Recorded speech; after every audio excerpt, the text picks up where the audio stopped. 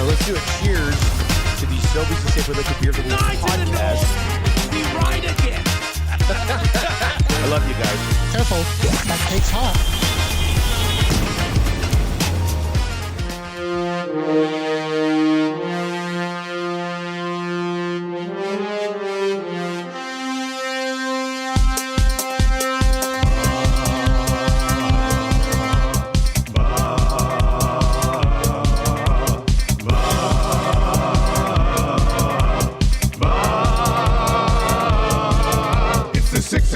Check-in, come on, let's go. It's the AM Nasty Big Hello.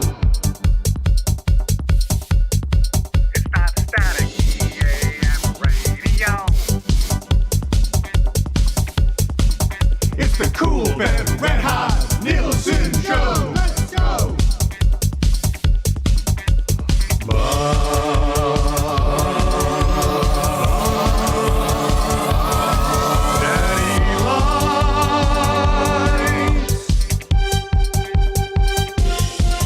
Everybody tuning in, even my wife.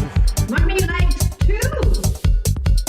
And those Macromella intros are cutting like a knife. Hey, it's Mitch texting in, he's your dealer for life. Let's crack at 6 o'clock and log you with some sirloin bites.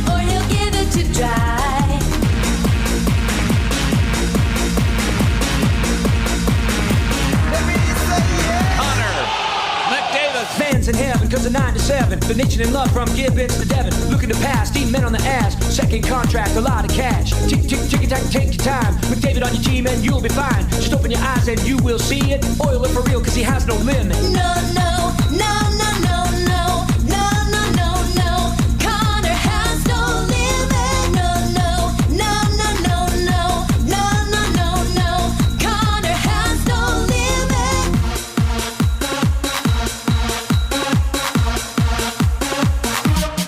Remember that name.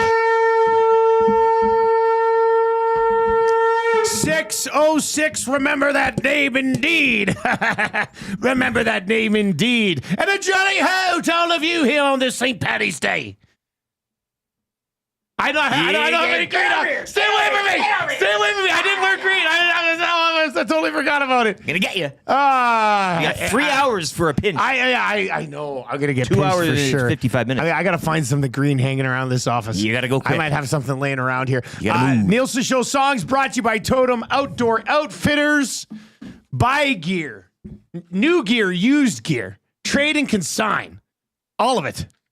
With our great partners over at Totem Outfitters. If you've not yet checked out their website, www.totemoutfitters.ca, family store that takes pride in finding the right fit for you. Visit them at 7430 99th Street or online at totemoutfitters.ca. Connor McDavid getting Totem Outfitters on the board today. Wicked snipe. Maybe he should try to shoot more often. Am I right? They're back.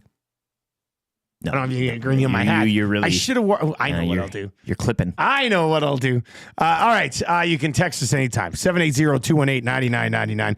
That'll get you into the old Paris Jewelers inbox today, which is going to be the place to be. I mean, everybody's happy. It's St. Paddy's Day. I'm going to have that sweet Irish accent rolling for most of the day.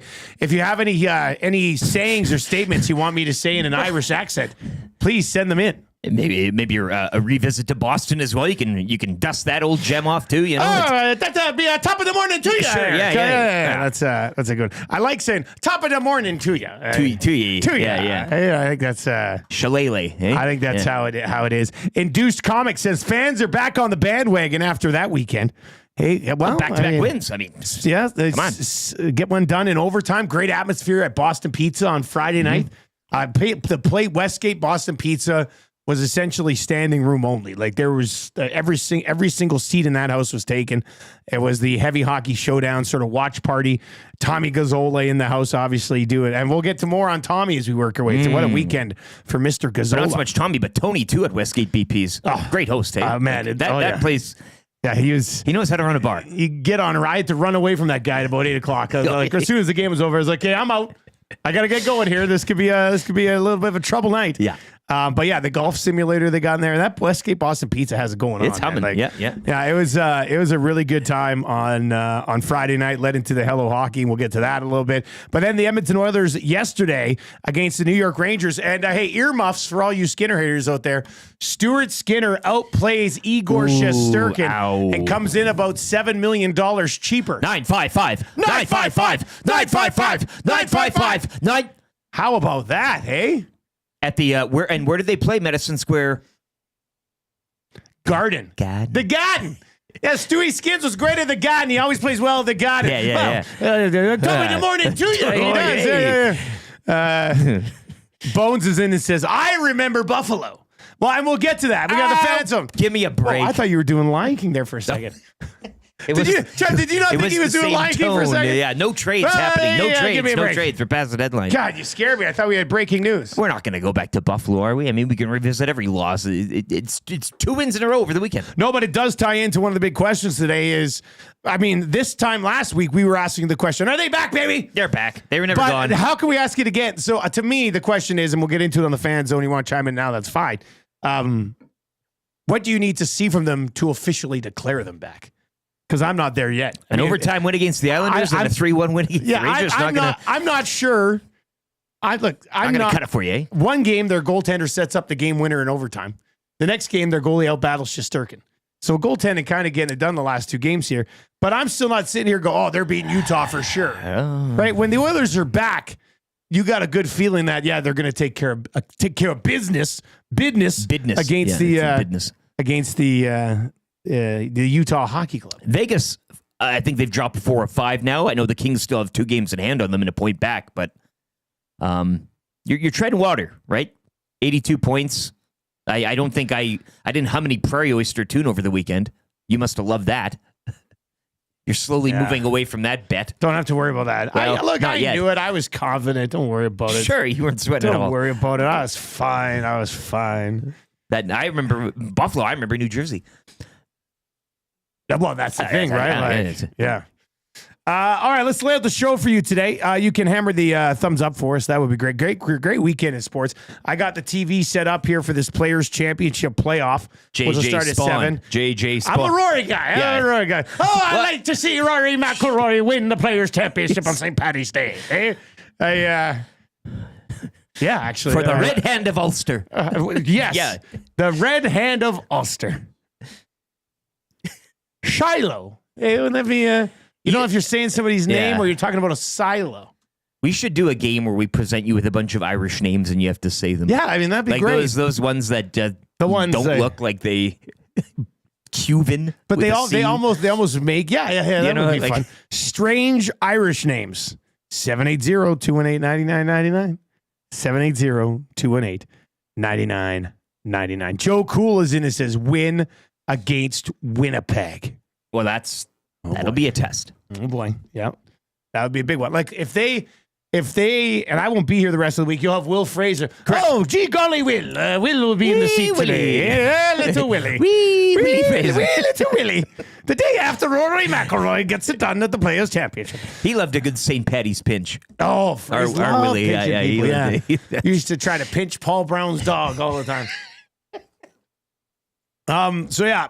But if they beat Utah and Winnipeg, Trev, Well, would that be enough for you? Then they're back. Let's go to our in-house Oilers fan, YouTube Trev, sitting down, over up and there. down. What's up? Well, Trev, How's it going, boys? now didn't you not say last week they were back? It was a week ago today. Did you learn your lesson? Or are you sitting here again going, I don't know. We're back, baby? I don't know what to say about this team anymore.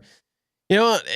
If they win, like I'll say like they won, but did they look that great? Like I mean, the thing is with that Dallas game, aside from the last period, like they were buzzing. They looked amazing in the That's first why 4 I was days. like, they're back, they're back. But They I don't are know. so back. I didn't really get that over the weekend. Like LT said, a OT win over the Islanders, and then I don't know yesterday's win. I wasn't like yes, Grinding like, them out, though. like Grinding there was them. the one shift in the third period by Nuge, Podkolzin, and Arvidsson, and Louis DeBrusk even said he was like that was the most the longest shift that they've been in the Rangers end all game, and like it's that line in the third period. Come on, so.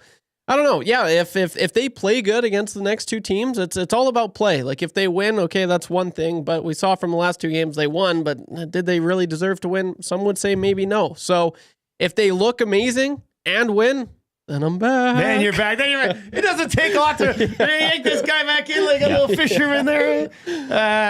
All right, so there you go. Trev's close. He's close, baby. Good goaltending. Knobloch's off the hook. RNH is getting points.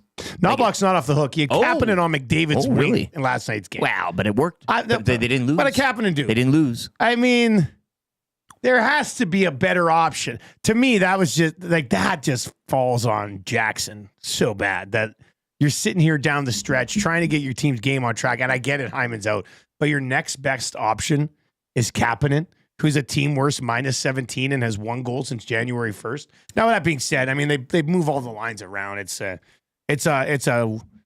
hodgepodge of line combination. Hand me a Phillips screwdriver and you get handed a fork. You know, Something like but you know, like but you still try to make well, one. you got to try it. Sometimes even a fork can play with It Connor might, McDavid. yeah. Yeah. All right, Texas anytime, Paris Jewelers inbox. 22 locations across 4 provinces. Yeah, they're busy. They're busy. Locally, West Edmonton Mall, Kingsway, Londonderry, Sherwood Park Mall, St. Albert Center, and of course online at parisjewelers.com. The Nielsen Show is brought to you by Southport Chevrolet, where we are officially in truck month. Deeper discounts and lowest interest rates on the Silverado. I wish I could do a good Irish accent. But I can't. Nonetheless. Silverado Well, custom good trail Boston Irish 0%. accent. You can still I do can the do an yeah. Irish accent. Oh, top of Let's the morning. not be to you. confused here. Yeah. What do you have to do with your mouth to do the proper Irish accent? I should look that up. Like, do you talk from the back? You like, what do you do? Yeah, right. I think it's all from the gut. Is that what? Belly up. Yeah.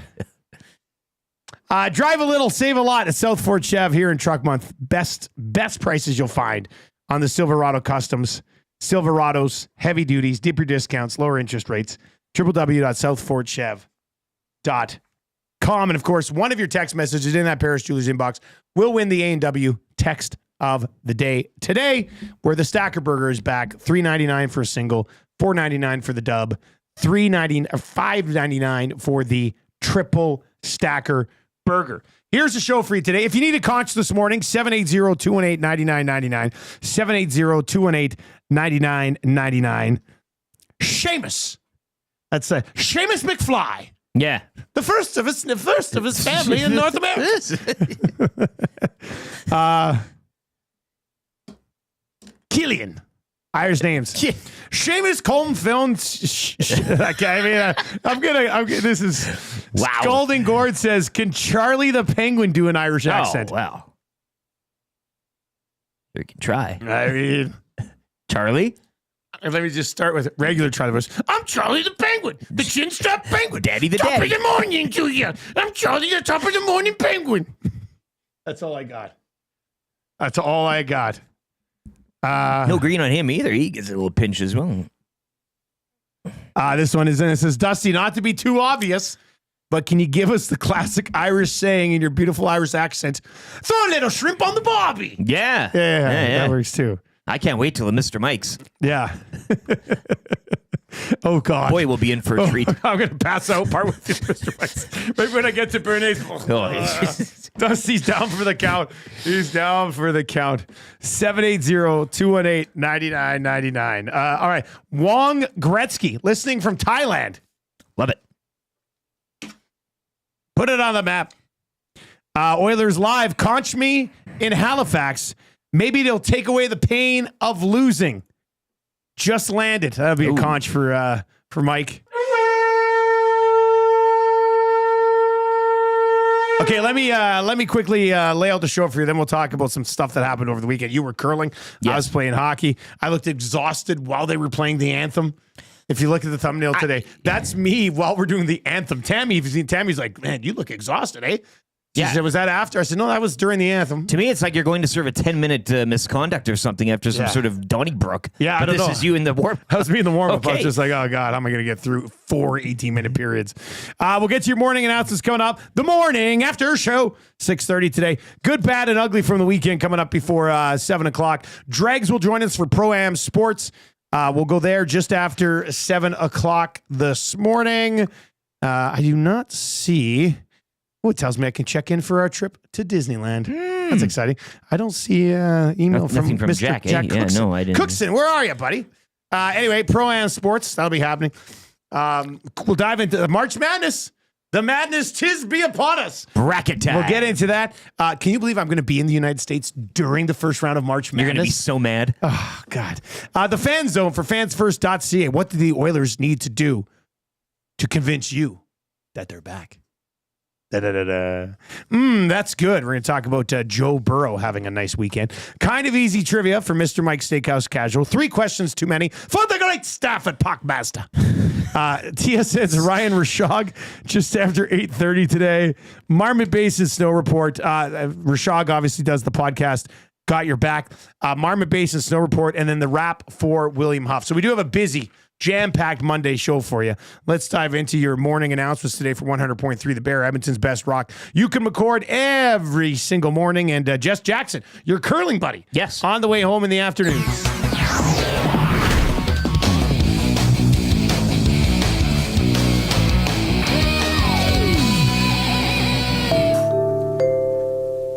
All right, let's dish out a couple of conches here, and then we'll roll into the morning announcements. Strummy says, "Can I get a conch from my daughter Blakely, who brought home 5 golds and a high gold as well as most outstanding performance award this weekend at her dance competition?" Wow, holy smokes, holy smokes! Strummy, I just gotta say it. A bunch of dance mums this morning hate your daughter. Isn't that how dance moms work? Like, they hate all the other daughters who aren't theirs that do better? That's a big haul. That's That's like a a- wheelbarrow of, Jeez. That's a lot of gold, hey? Would you say on a St. Oh, there'd Patty? be a lot of gold in Strummy's daughter's purse today. Put it in the pot. Oh, put all the... I can't do a good Irish accent. Oh, yeah, good. You can do an accent. It's just not good. It's I'm fine. trying. You'll be It's just fine. tough. Third hour, you'll be ready. There's a man Oh, St. Patty's Day be upon us. Hey. in the sound of their name. Here come the Irish Let's get you goosebumps. of Notre Dame.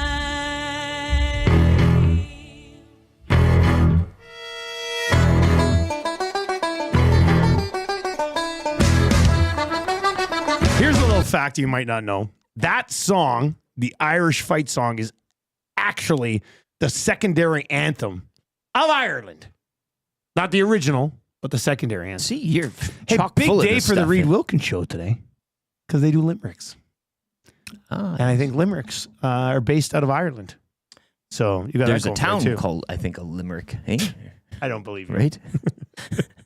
Box Pounder says, conch for everybody involved with a heavy hockey fundraiser. Well job, everyone. Yeah, that was a good time over the weekend. Abutsky says, hey guys, it's the anniversary of Dusty learning that the Irish potato famine was really a thing.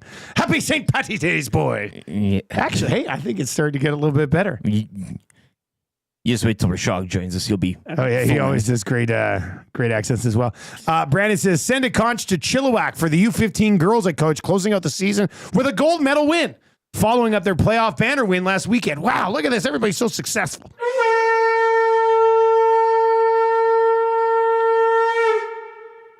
How about this? This is the first time this person's ever texted in. God, you love to see it. How about a conch for a Monday morning run so that I can earn some green beer tonight? That's in from Big Tickets. Big ticket. Big Tickets. Got it!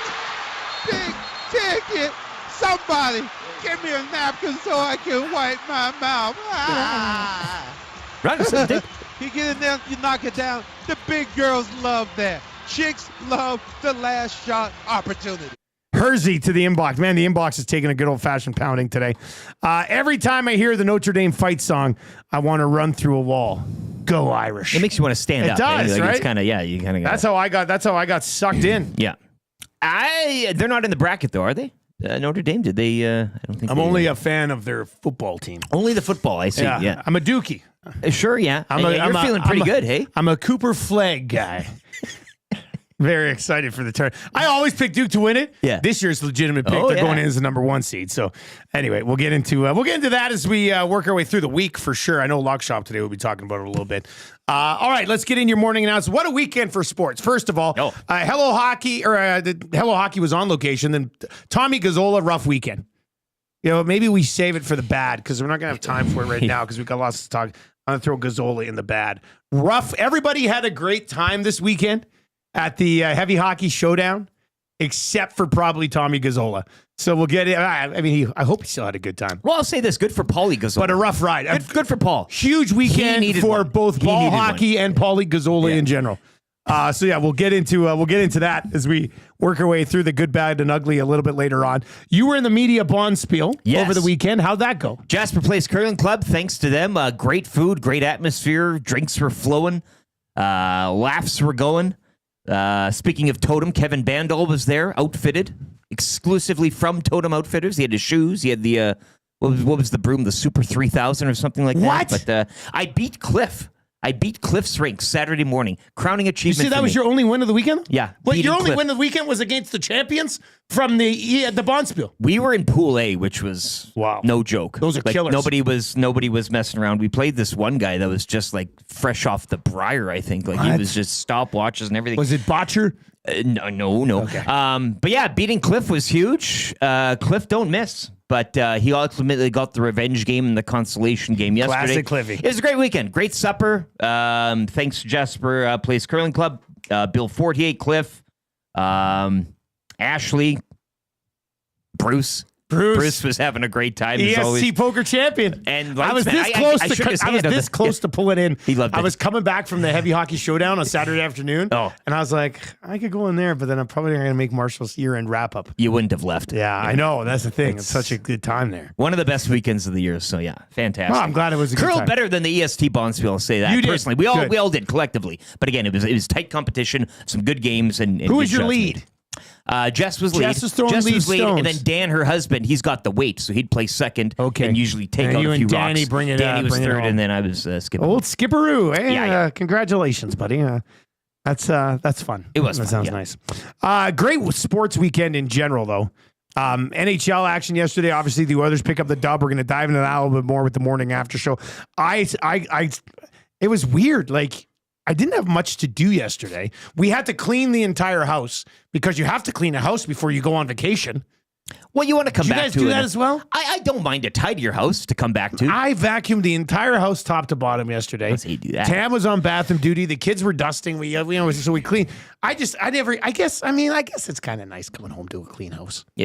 You'll guess. future Dustin will appreciate. Anyway, yeah, you're right. Anyway, after we cleaned the house, I sat down and watched a lot of the Lakers Suns game. Okay. Luka was great. Austin Reeves is a stud. Big win for the Lakers. Had to have it. We'll come back around to it a little bit during the ugly as well. Players Championship. That was good to have on during the weekend. Yeah. So I went straight from that into because there was a rain delay in the players. Yeah. So I got to watch the basketball game. When that was over, I flipped over to the players, and the players ended like just before the Oilers game started. So it was just, God, what a sports And it's Sunday quite yesterday. telling that we haven't even gotten to the race yet, which I didn't get to digest at all. Yeah, I've got due that to in the here business too. of the weekend. And the race was wild too. Yeah. I tried to stay up and watch it on Saturday night. I had the iPad. I'm laying in bed.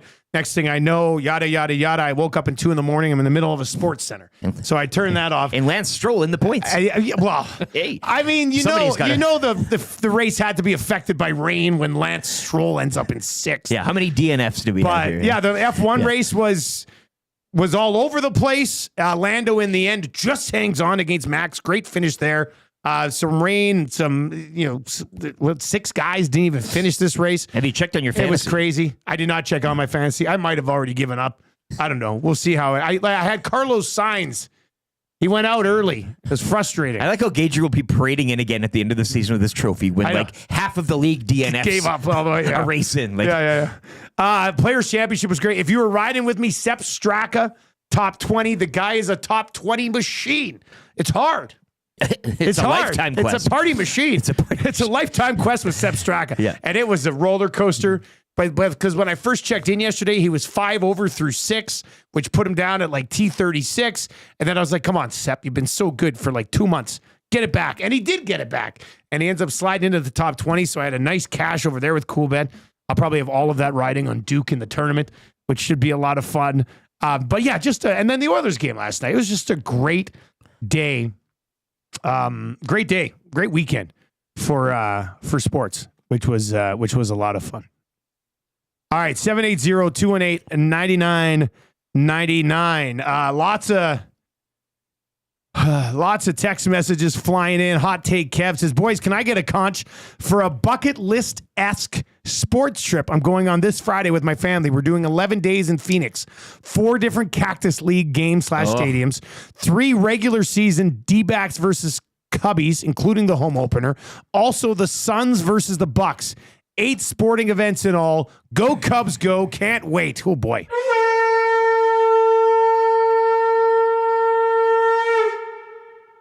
Love that Cactus League.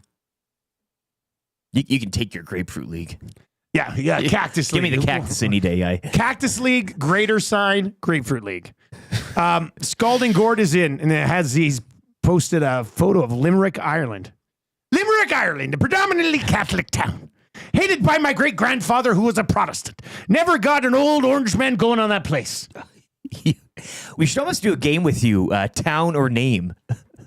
And you can guess. You don't know in Ireland. Clifton. Town. I'm good at this game. 1 for 1. Doolin.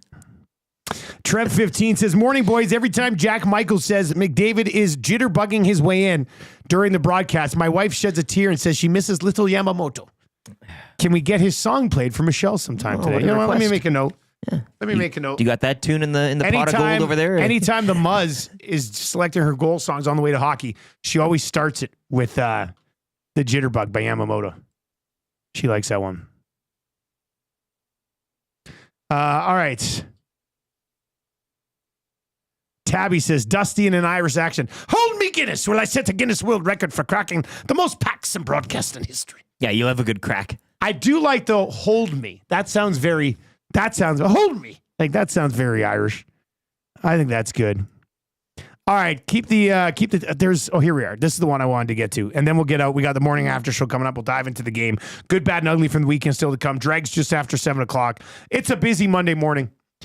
Trevor Archibald saying Dusty has to do an entire CFL game in his Irish accent. Yeah. Oh, what be happening? Cootie time, Ben. Turn down. Turn down. Lots of turd downs. Oh, it's a turd down. Cooney, this warms my heart here. This warms my heart. One of the proudest moments as a dad this weekend, fellas. My 4-year-old daughter in the tub puts some bubbles on her face and mom says, "Nice beard." To which my daughter replies, "It's a chin strap." Conch for my daughter and a conch for chin strap Charlie. God, look what's happened here, right? That's you, Charlie. All right, 780-218-9999. Let's change 100 here. Hammer that thumbs up. Everybody's got to be in a good mood today. The Oilers with the win. We are 24 likes away from smashing 100. It's St. Let's Patrick's do that Day. right now. May the top of the morning to you. Hey. Hey, the top of the morning to you. Get your pictures away from me. Oh, my goodness. I'm so nervous. All right, let's get to the sports update right now for Kids Sport. The Bids for Kids event. Eric's got more details on that coming up. The morning after show is the Oilers finally. Hey, Nuge. Is that you in there, Nuge? Nuge, it is you. You know what? First star, 3 points. I didn't necessarily thought he blew everybody away, though. I mean, he kind of just got some points. But he'll take it. He'll take it. Points and a win. Let's get to the sports update with LT. Oilers capping their 4-game road trip with a 3-1 victory over the Rangers. Leon Draisaitl, Connor McDavid, each extending their point streaks, while the Nuge, he added 3 assists. Stuart Skinner, meanwhile, stopping 21 of 22 shots faced. Oilers will return home to host Utah tomorrow. Utah yesterday beating the Canucks 3-1. Also, Detroit shutting out Vegas 3-0. Golden Knights have dropped 4 of 5. Jets over the Kraken 3-2 in overtime. Dylan Sandberg with the winner. Cale Makar scoring in overtime, leading the Avs over the Stars 4-3. Blues topping the Ducks 7-2, and the Islanders would double up the Panthers 4-2. Give me a break, Cavalry. Hey, it's green. It's green. 5 games around the NHL tonight, including the Kings visiting the Minnesota Wild. In the NBA, OKC have wins in 10 of 11 as they defeat the Bucks 121-105. Cavaliers had their win streak snapped at 16. They fall 108-103 to the Magic. Portland over the Raps 105-102, and Luka Doncic had 33 as the Lakers dropped the Suns 107-96. Rory McIlroy and JJ Spawn will have a playoff this morning at the Players' Championship.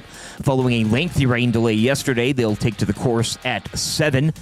Semifinals in TGL Golf begin tonight. New York Golf Club takes on LA Golf Club at 5. Tomorrow, the other semi will see Atlanta Drive face off against the Bay.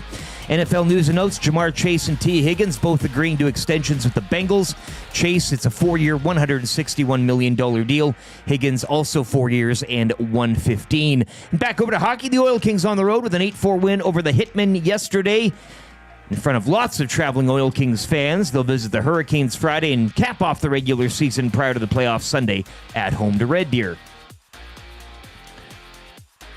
Join Dustin Nielsen, Trey, and Tyrell Ford and other special guests Tuesday, April 8th at the Bell in Scona for Edmonton Sports Talk Bids for Kids presented by GS Construction. A live on-location show featuring a delicious appetizer buffet, silent auction, 50-50, and more. Tickets are limited. You can find them today at www.kidsportbidsforkids.com.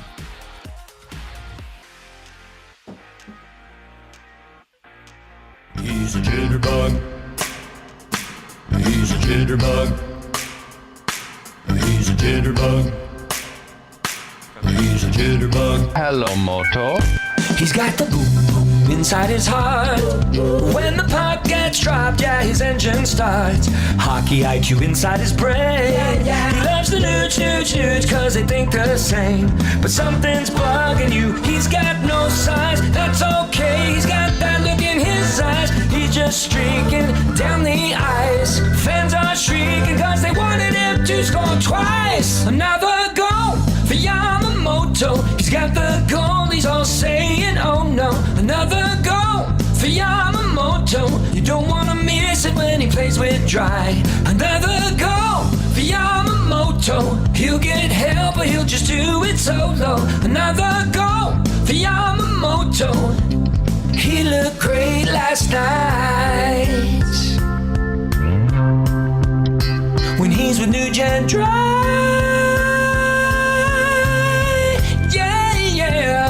He busts his balls each and every game. Became a fan favorite it when he trolled the Flames. Makes the top six seem like it's real. If he don't have the puck, you know he'll get a steal. You call him Yamo, cause that's his name. You're going crazy cause you just love his game. Don't worry, buddy, that's alright. Just start singing cause he put the puck in last night. Another goal for Yamamoto. He's got the goal, he's all saying, oh no. Another goal for Yamamoto. You don't want to miss it when he plays with Dry. Another goal for Yamamoto. He'll get help, but he'll just do it solo. Another goal for Yamamoto. He looked great last night. When he's with New Gen Dry. Yeah, yeah, yeah, yeah. 6:36 on the Nielson Show. And Yamamoto, point per game player this year. He's kind of got a little bit of leprechaun to him, hey? Yeah. Point per game with Tucson in the American Hockey League. 50 points, 49 games. Have to think he gets another crack at it somewhere in the NHL, don't you? I mean, Never say never. topped out with the Oilers, 20 goals, 41 points in 21-22. He's played 3 games with Utah, who comes to town on Tuesday. Mm-hmm. And then 50 points in 49 games in the American League. That one goes out via request. Can't remember who actually asked for that request. But Speaking of there you requests, people just want you to say random things, stories of past in that Irish go. accent. Stories of yesteryear. You should have a little pipe, a corncob Did somebody pipe. say the Pius story? Yeah. Then my man Pius, ye old Pius, got down on one knee and said, "Hey, ye Dusty, punch me. Punch me in the face." How about this? This is cute.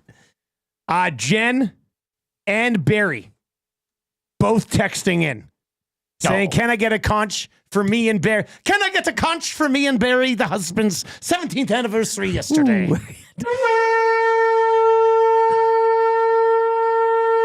All right, it's the Nielsen Show. We're brought to you by Southford Chevrolet. I got my green on now. Oh, you're ready Can't to go. pitch me Yeah, now. yeah. I gotta, You're a huge now, Cavalry FC. I got to get this back before Maddie comes in this morning. And you got to make sure it's put back I know. properly. I know. He'll kill me. He'll kill me. You were all over that office last week, eh? No, I was digging around for stuff You because were there's such a digging mess around. in there. My goodness. Good luck to you today. Tidy up. Good luck to you, Maddie Owana, because you come into your office. All right, what are we doing? Oh, yeah, morning after show. Let's go. A good one here. That's nice.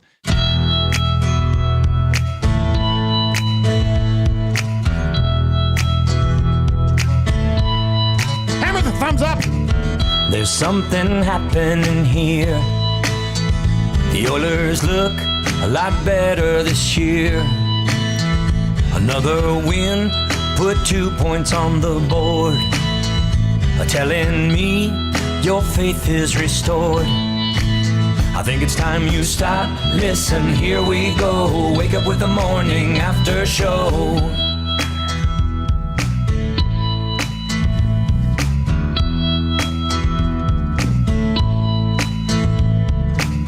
This year's team's looking strong. Connor and Leon, they can't do no wrong. 6 o'clockers are losing their minds. Getting so many messages on the text line. Think it's time you stop. Listen, here we go. Wake up with the morning after show.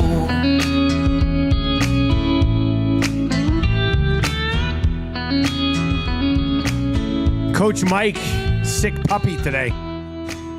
Text in to the Paris Jewelers inbox. How is Renee celebrating St. Patty's Day? Ooh, great question. Hi, I be Renee, and I be having a couple of bevies tonight. Sounds like you have a hook for a hand. she would have a hook for a hand. Smoking with that thing. A hook for a hand, but the hook opens up a little bit, Sure, and she yeah. can have a dart in it Yeah. still. God. All right, let's dive into it. The Oilers get by the Rangers 3-1. It is the morning after show. Leon Draisaitl with another assist to extend the point streak to 18. Corey Perry gets the Oilers going late in the first. Nuge did touch that puck around the net. Got an assist there. Draisaitl with one as well. Cooley would get the Rangers on the board, tie the game at 1. And then Arvidsson with one that if it beats Skinner, people are losing their mind. But it got by Shesterkin. Hit a stick. Hit a stick. And even though it hit a stick, this is what we try to say all the time. We're like, well, how come Skinner's supposed to stop that hit a stick? We're like, doesn't matter, he has to have it. And then last night it was like, 6 shot by Arvidsson. Hit a stick, got up over top of Shesterkin, didn't really have a chance on it. Who makes a lot of money. Arvidsson's 9th of the year. Shesterkin makes about He makes a lot of money. 7-8 mil more than Skinner. A lot of money. Looks like we know who won the value battle between the pipes last night. And Connor McDavid's 25th of the year. Gets into a nice spot, lets a wrister go. With a shot like that, dare I say he shoot it more often? I think that was his first official shot of the game. Yeah, but maybe he saves him for these moments. Right? Maybe that's what it is. All right, EST big moment that happened. What are we going with? The McDavid goal puts it out of sight. It did. I mean, the Arvidsson one was great, and it kind of left Shesterkin feeling whatever. I mean, it would turn out to be the game winner, but in a tight game, in a game where you're grinding it out and nothing's for certain or for sure, the McDavid one gives you a little breathing room. So you're right. I mean, I think a lot of people would like to see him, fire that thing a lot more than he has been as of late, but he did it, 25th of the season, extending his point streak as well. We're all talking about Leon's, but he also has a nice, tidy one going, too. So I'll go with the McDavid goal for the big moment last night in a tight game. I'm going to go with that save Skinner made on that little bit of a sort of scramble in front, and he came across and got his arm up on it. They kept trying to make a move. Keep it out. He was sliding around. Passed the test. He got over there. He got the arm on it. You know the save I'm talking about. I'm going to say that was the big moment of the game last night. Super stat of the night. What are you looking at? Well, as I mentioned, both those point streaks extended by Leon and Connor, so there's something to look for there. 3 points from the Nuge. Again, he's been, not without the criticism and fair play to that, but 3 assists, you mentioned kind of around the net on one, but doesn't matter. It's 3 assists on the paper, so you take them and you move on. Wallman as well, 6 blocks, 6 blocked shots on the night, so really sacrificing the physicality there for him on the blue line. So those will be my super stats of the night. We already did it, but 955. I was waiting for you. 955. 955. Yeah. Stuart Skinner, 955. Outplays Shesterkin at the other net. And even the biggest Skinner naysayers had to be pretty happy with his game. He's my 4th star. But I'm just gonna jump to it. You know what? Yeah. I thought he should have been one of the 3 stars, to be honest with you. Yeah, well, especially when you say it though, outdueling the guy in the other crease in a tight game. That's kind of a story there. So yeah, 4th perhaps in that 3, but 38th star of the game last night. If you want to chime in on the game, 780-218-9999, 780-218-9999. 38th star of the game. Like, how about Rempe getting that breakaway and not getting caught, kind of staying clear there, getting buried, but still, man, I don't know. I don't know where to go with her. I mean, both teams played pretty good hockey games last night. Should I just hang this one on goaltending? It's pretty classic when you hang it on a goalie when the other team only scores 1 goal. Like when your team only scores 1 goal. You're gone tomorrow for a week. Yeah. You can tap dance as much as you want bottom today. Bottom line is, I will. 870 save percentage, not good enough. I don't care what type of goals went in. 870 save percentage is not good enough, and they should have addressed their goaltending prior to the deadline. That being said, I might have started Jonathan Quick against the Oilers. I just like watching Quick play the position still. He's kind of loosey-goosey. He's flying all over the place. Yeah. I guess I'll go with the losing goaltender, because when a team loses, it's usually 100% on goaltending. So I will go with Shesterkin as the 38th star of the hockey game last night. Your thoughts on this game? 780-218-9999. Millwood's Matt says Shesterkin to make $11.5 million next season. Oof. Post game, Tommy pointed out his numbers are slipping over 3 goals per game. Well, let's see if Tommy was lying to you or if that is where his numbers are at right now. Igor Shesterkin got the big ticket. Got it! Big ticket. Somebody give me a napkin so I can wipe my mouth. You get in there, you knock it down. The big girls love that. Chicks love the last shot opportunity. All right, here's where Shesterkin's numbers are at right now. Save percentage of .907. He's a career .918 guy.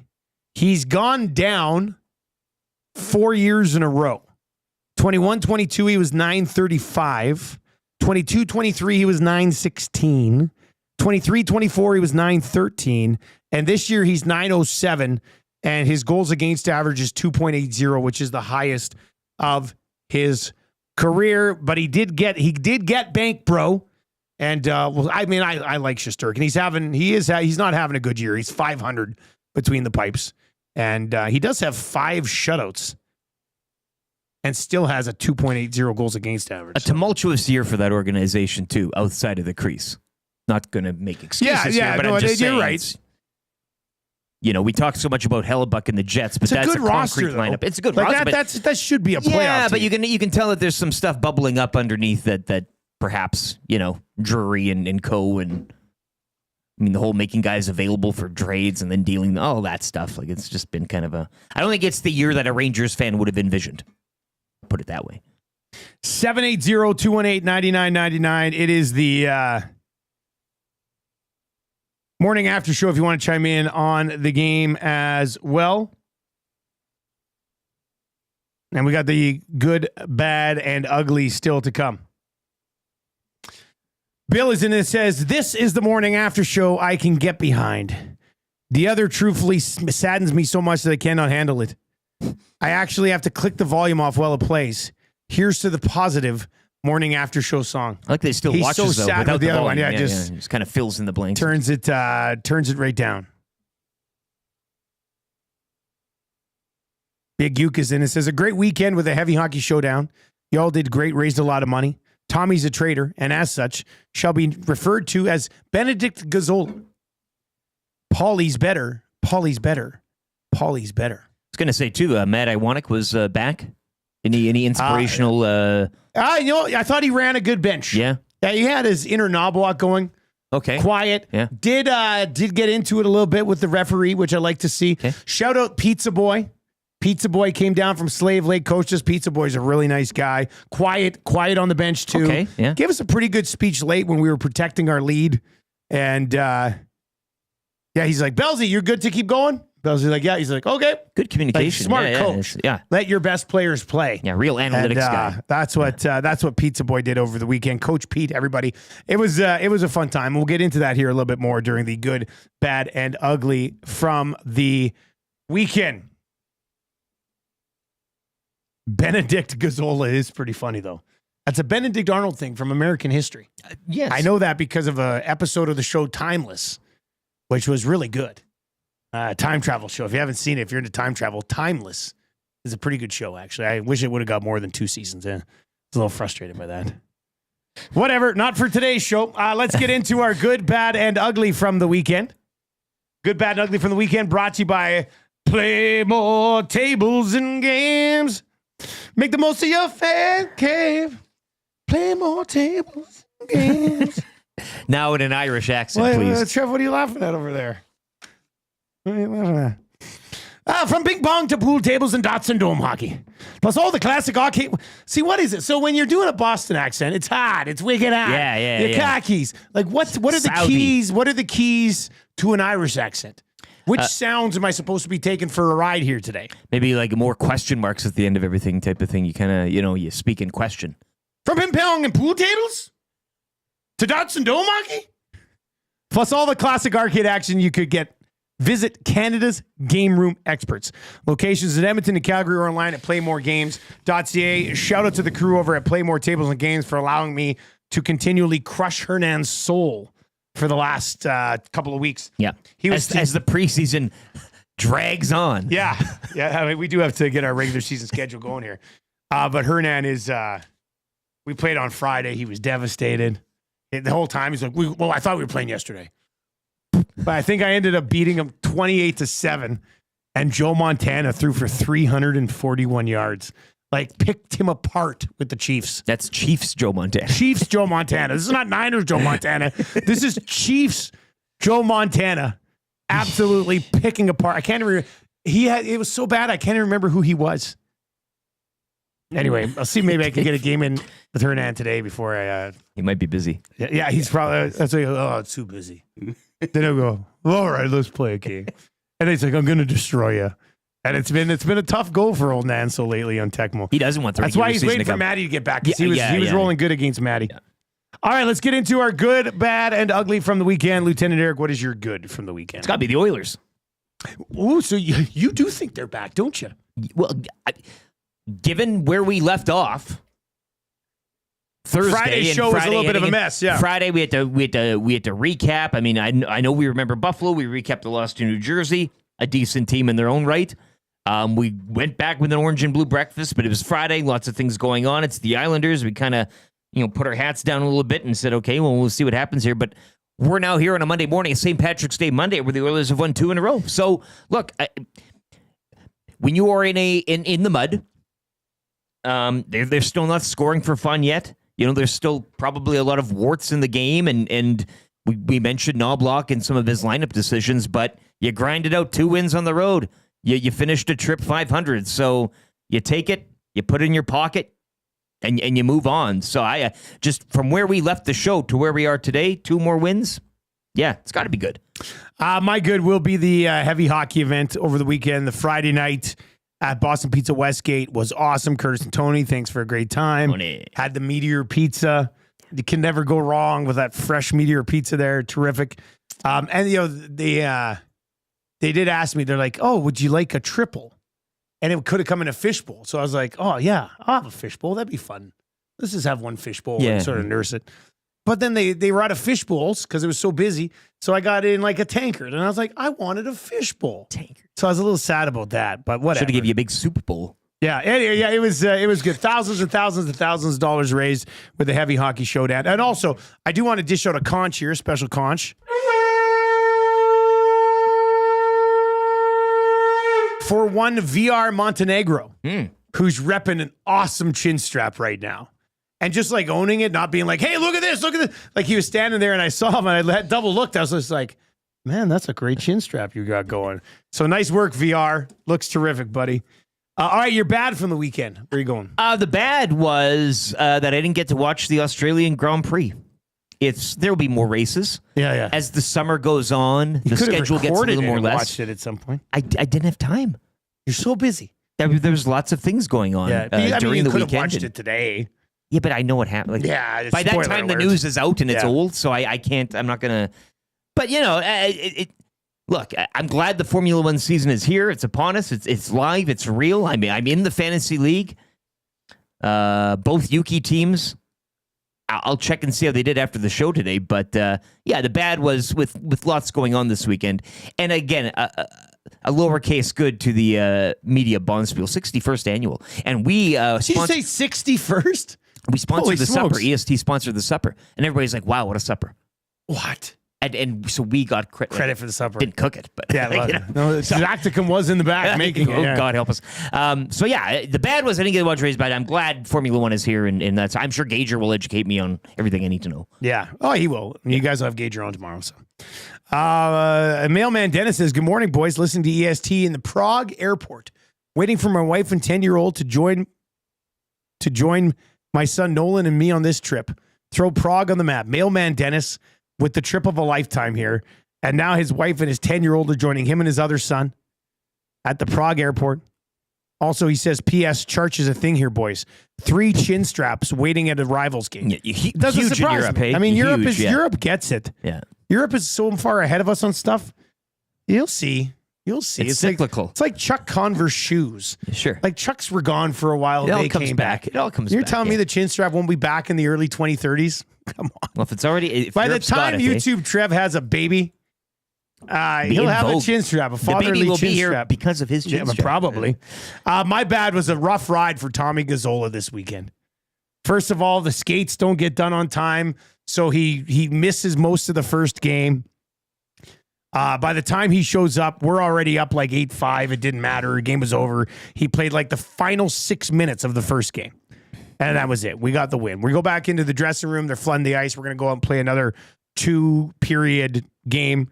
And we're sitting in the room, and the white team, the heavy hockey team, comes over with a jersey and goes, "Hey, we're going to make a trade for somebody." So they gave us Glenn Ma from Calgary. Yeah. And they go, "Hey, Belzy, you want to flip teams?" And Belzy was like, "No, I'm good. I'll just stay here." So they offer up Glenn in hopes of getting Belzy.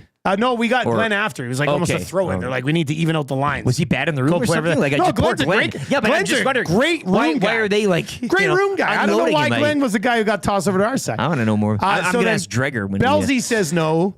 They asked somebody else. They said no. And then they're like, hey, Tommy, you want to switch teams? And Tommy was like, yeah, sure. I'll switch teams. And we're looking at him in our room. He takes the jersey, puts it on, stays in our room. Didn't even go to the other room. So we're like, you're a traitor, man. So we were all over him. Get out on the ice. Every time Tommy touches the puck, our bench and like all the nasty fans up in the crowd started booing him. For the entire game, every time Tommy touched the puck, it was like, boo, boo. So that was tough.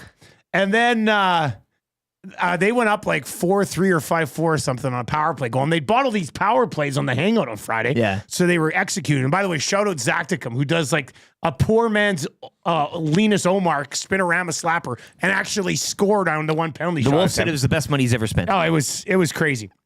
So anyway, they score. I probably shouldn't have done this, but Tommy was a traitor. He went to the other side. So they score and they're gathering around for like, they like to give everybody a high five, like they're in a little circle. And I had turned back up the boards and I kind of skated right through their circle. And I saw Tommy and he had this smile on his face, like he was enjoying playing for the other team. So I put a shoulder right into his chest and knocked him on his ass. And poor Tommy, he looked, he's like, I don't think you get, I mean, I probably should. It was kind of a jerk move, but we were trying to send a message to Tommy Gazzola. And I mean, none of the refs did anything about it. Well, So I was like, it did couldn't his have been that new bad. teammates Nobody come to did his anything. aid? Wow, that's And you know what? We telling. were down to that point. We came back Oh, and won the man. game. I might suggest it's the turning point. That's a tough look. I did apologize to Tommy in the first game too, because we got in a 3-on-1 and I put it across to him and he had to tap him, but they just stopped it. And then Tommy fell and kind of slid towards the post and there was a mad scramble. The goalie was a little bit off his post and I had the puck behind the net. The only way I could get it in was banking it off of Tommy's head. And I looked at him and he's laying on the ice like this, looking up at me. And I looked at him. Slowed down. Yeah, hey, in no, that it moment, did. dear. Because I looked at him and I had the puck and I said, sorry, Tommy. And I fired it off his head. And I guess it was his goal, technically, because it went off of him. But Who's he? Matthias Janmark? yeah, I guess. So anyway, a tough weekend for Tommy Gazzola. But still a lot of money raised for charity, which is what that was all about. All right, and the ugly. Where are you going for your ugly this weekend? Ugly. Well, I mean, our record didn't really shine at the 61st annual media bonspiel at the Jasper Place Curling Club. One win. How many but losses? 3 in total, including the consolation final, which is fine. But they're all tight. And we were scheduled in Pool A, which Yeah, had, that's tough. It had your top dogs. So How did you get placed in Pool A? What was the deal with this? We just went to curl early Friday. Oh, okay. All right. So- Makes sense. Went to then. curl early. But somebody took a big spill Friday night, too. No. Like, it was kind of memories of you. That's why I haven't. The first time I curled was It this. was back, so she got 5 stitches. Oh, There was no. like blood on the. Oh yeah, it was that we cleared the rinks. Jen, I she's doing okay. Jen, I hope you're doing okay and everything like that. But it was that was a little heart and throat moment. I'll say that. And I thought of you because it was the same style of fall. It was the backwards. Hey, Jen, I have a suggestion for you. Wear a helmet when you helmet. curl. The helmet. I wore the hockey helmet this year at the Fun Spiel, and I felt as safe as I ever felt in my life. Yeah. Well, that sucks, though. It was a great fit. God. Yeah, it was kind of a. My ugly from the weekend, #Association City, the Phoenix Suns. What a disaster they've become. I mean, they're 10th in the conference. They've got Devin Booker, Kevin Durant, and Bradley Beal on the same team. And I watched most of that game yesterday. Kevin Durant is giving off the biggest I'm running back to Golden State vibes I've ever seen. They're just collecting Like, he checks. is done with the Suns. Yeah. I will not be surprised if he somehow finds a way to end up back with Jimmy Butler and back with Steph and back with Draymond this offseason. Like, you just looked at it, you're like, oh man, KD is yeah, he looked frustrated yesterday. Your Lakers in 5th. The Warriors have won 7th straight. They're in 6th. The Timberwolves have won 8th straight. They're in 7th. Rockets have shot up to 2nd. So 6 straight wins. yeah, I mean, you look It's- from 2nd to 5th, all 4 of those teams have 25 losses. Like, it's almost a Yeah. dead heat. The Lakers have 2 games in hand, but they all have 25 losses, which is But Warriors and T-Wolves are clawing up there as well. We're going to get this on now? I'm looking for the playoff. It's not where to go. JJ Spawn. Where'd it go? Where'd the playoff go? Changing 100. Oh, nice. All right, 780-218-9999. Rich City Step agrees. He goes, the Suns are duns. It sure looks like that. Like, I don't know, man. With those three guys, you got to be better than what you've been so far this year. Good text. That's my ugly. All right, Darren Dreger is on the way next. Ryan Nugent-Hopkins decides to contribute. We'll get into that, and we're going to talk a little Hart Trophy race here. Yeah, I was going to. Yeah. Hey, Leon on the verge of 50. Hellebuck leading in every single possible statistical category between the pipes. And then there's McKinnon. Like, the odds say it's a 2-horse race between Draisaitl and Hellebuck. But we'll get into that a little bit with Darren Dreger for Pro-Am Sports. He's coming up here just after 7 o'clock this morning. We'll also get to the Fan Zone at 7:30. And that's a good. Joe Burrow gets to keep his big boys. We'll dive into that a little bit in hour number 2 as well. Let's get to the sports update right now for the fine folks at Nisku Glass.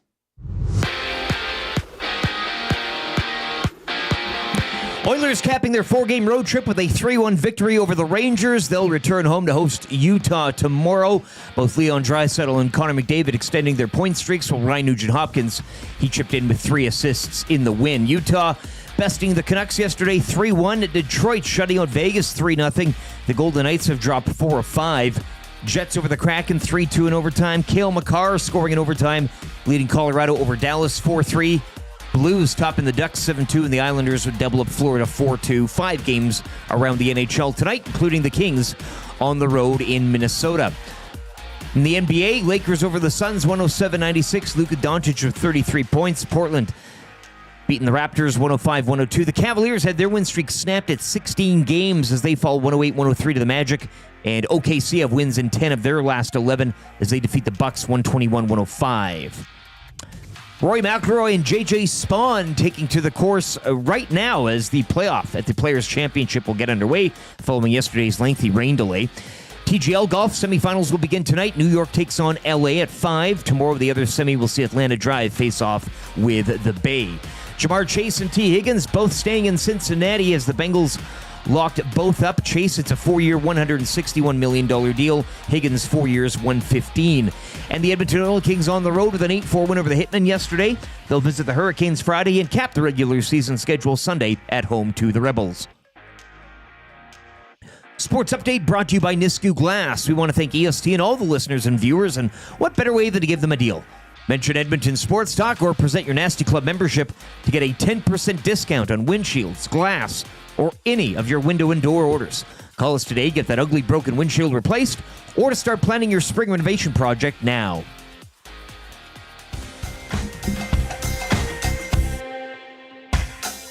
What say you? Hey, nasty crew. We got the Nielson Show flu. And there's nothing we can do about it. What say you? Hey, nasty crew. My wife thinks I got better things to do, but there's nothing I can do about it.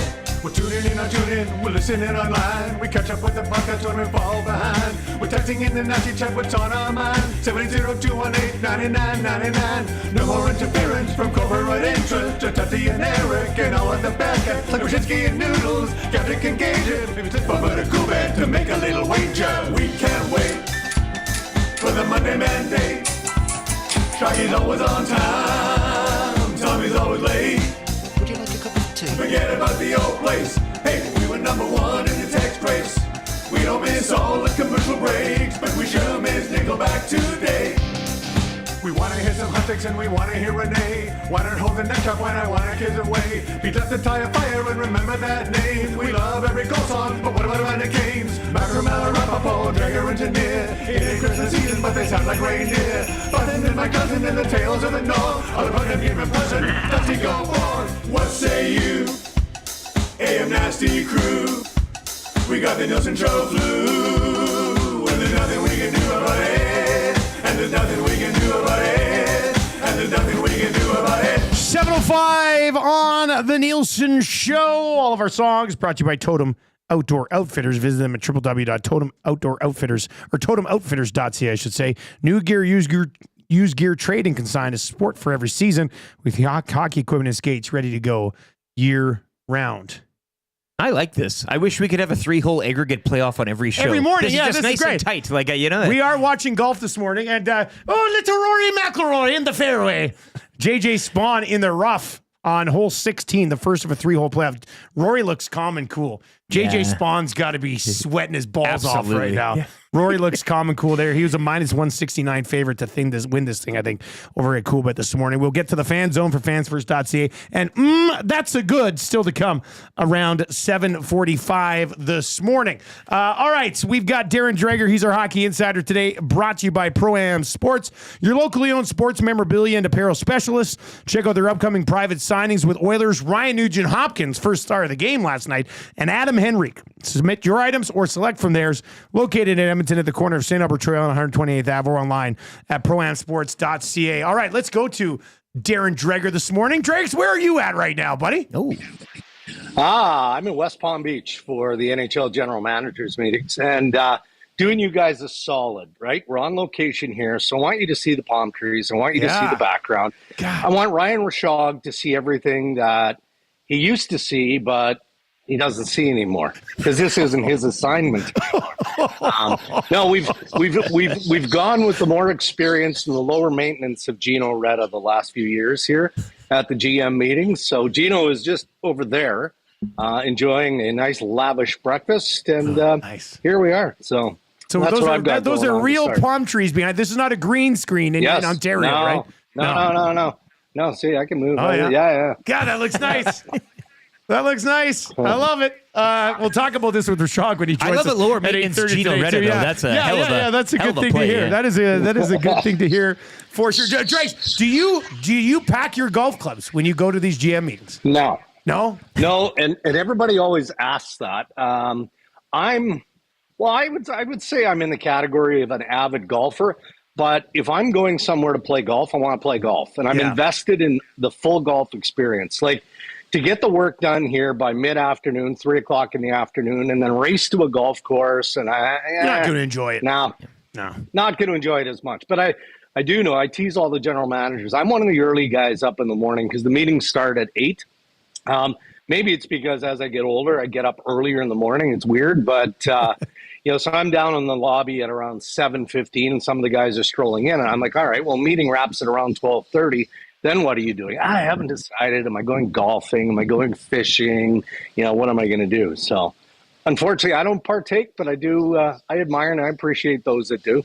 Well, let's start with where you're at then. What's on the agenda for these meetings? Well, I mean, these are the tweaking meetings, to be fair.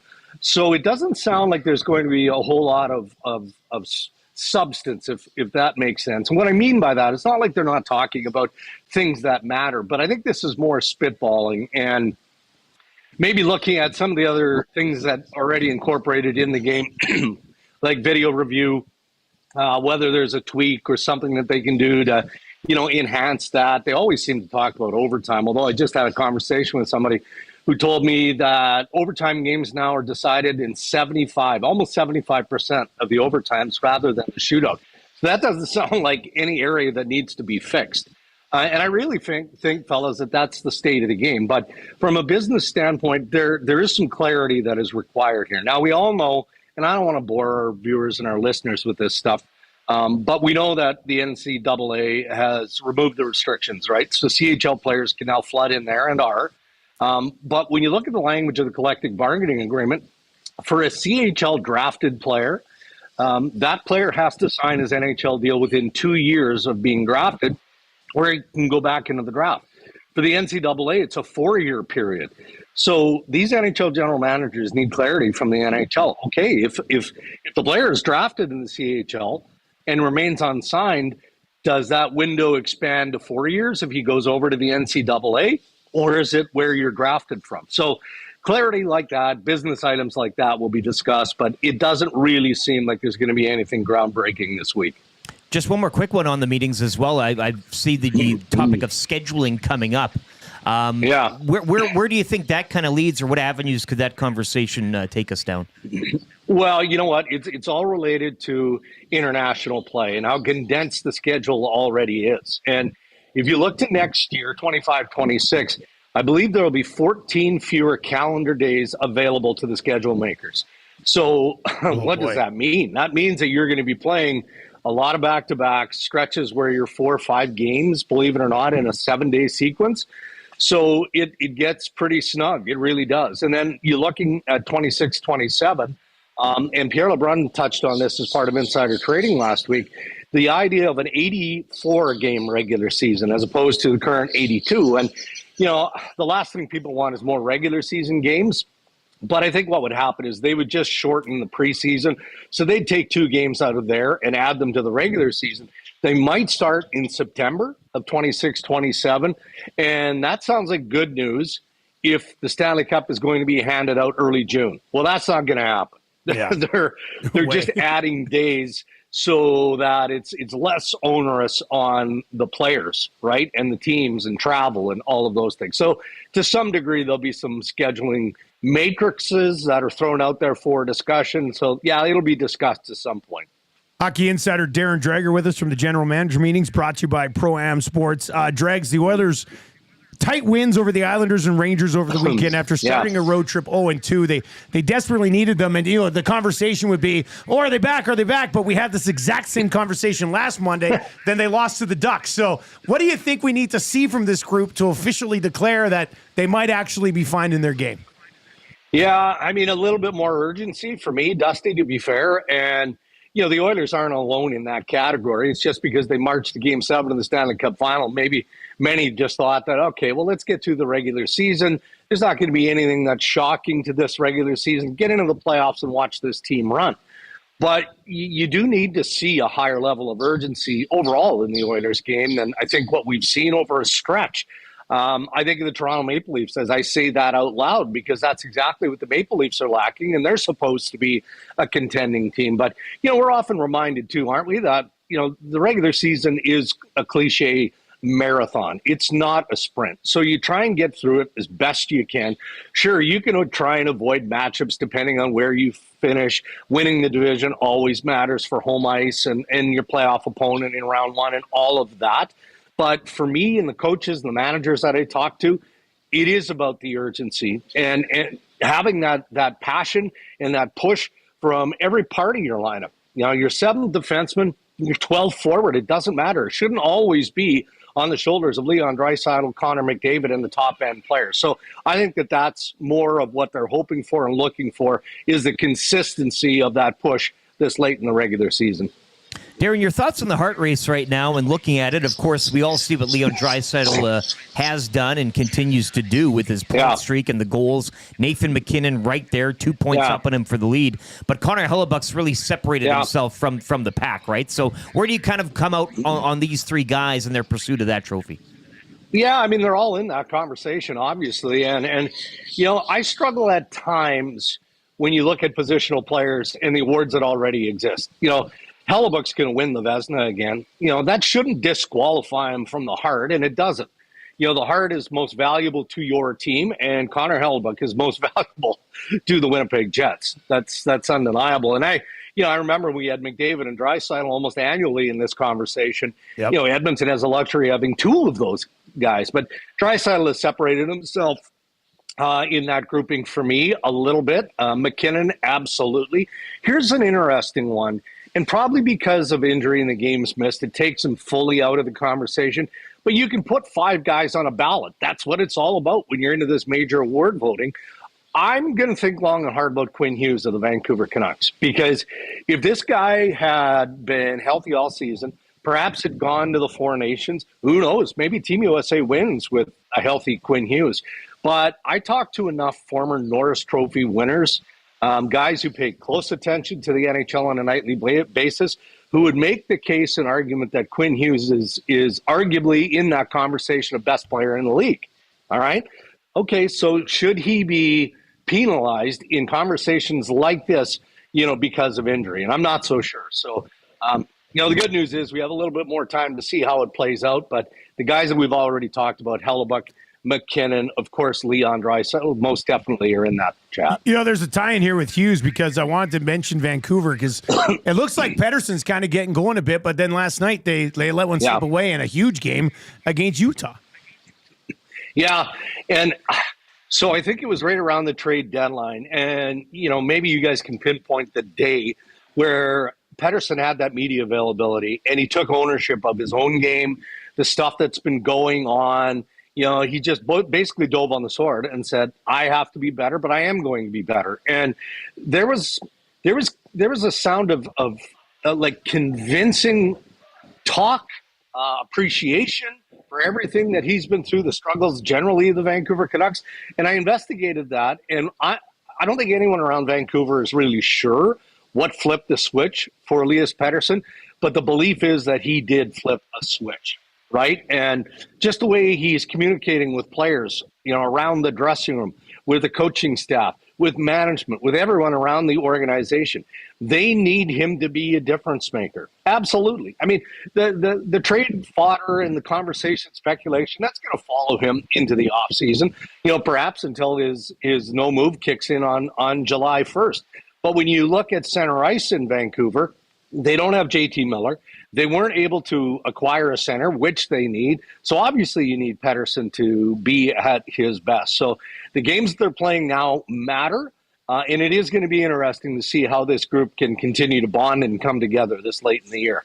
Dregs, last one for you before we let you go, and that would be the race right now between Florida, Tampa, and Toronto. I mean, three big teams there. Florida's 4 points up right now, but I still think it's anybody's. How do you think that sorts itself out?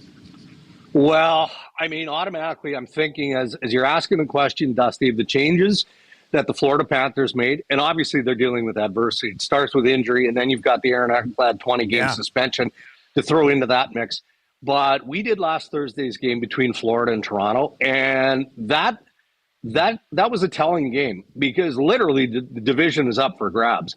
And at that point, Toronto was right there to close the gap and potentially whatever the point grouping was there, maybe they could have jumped into first place.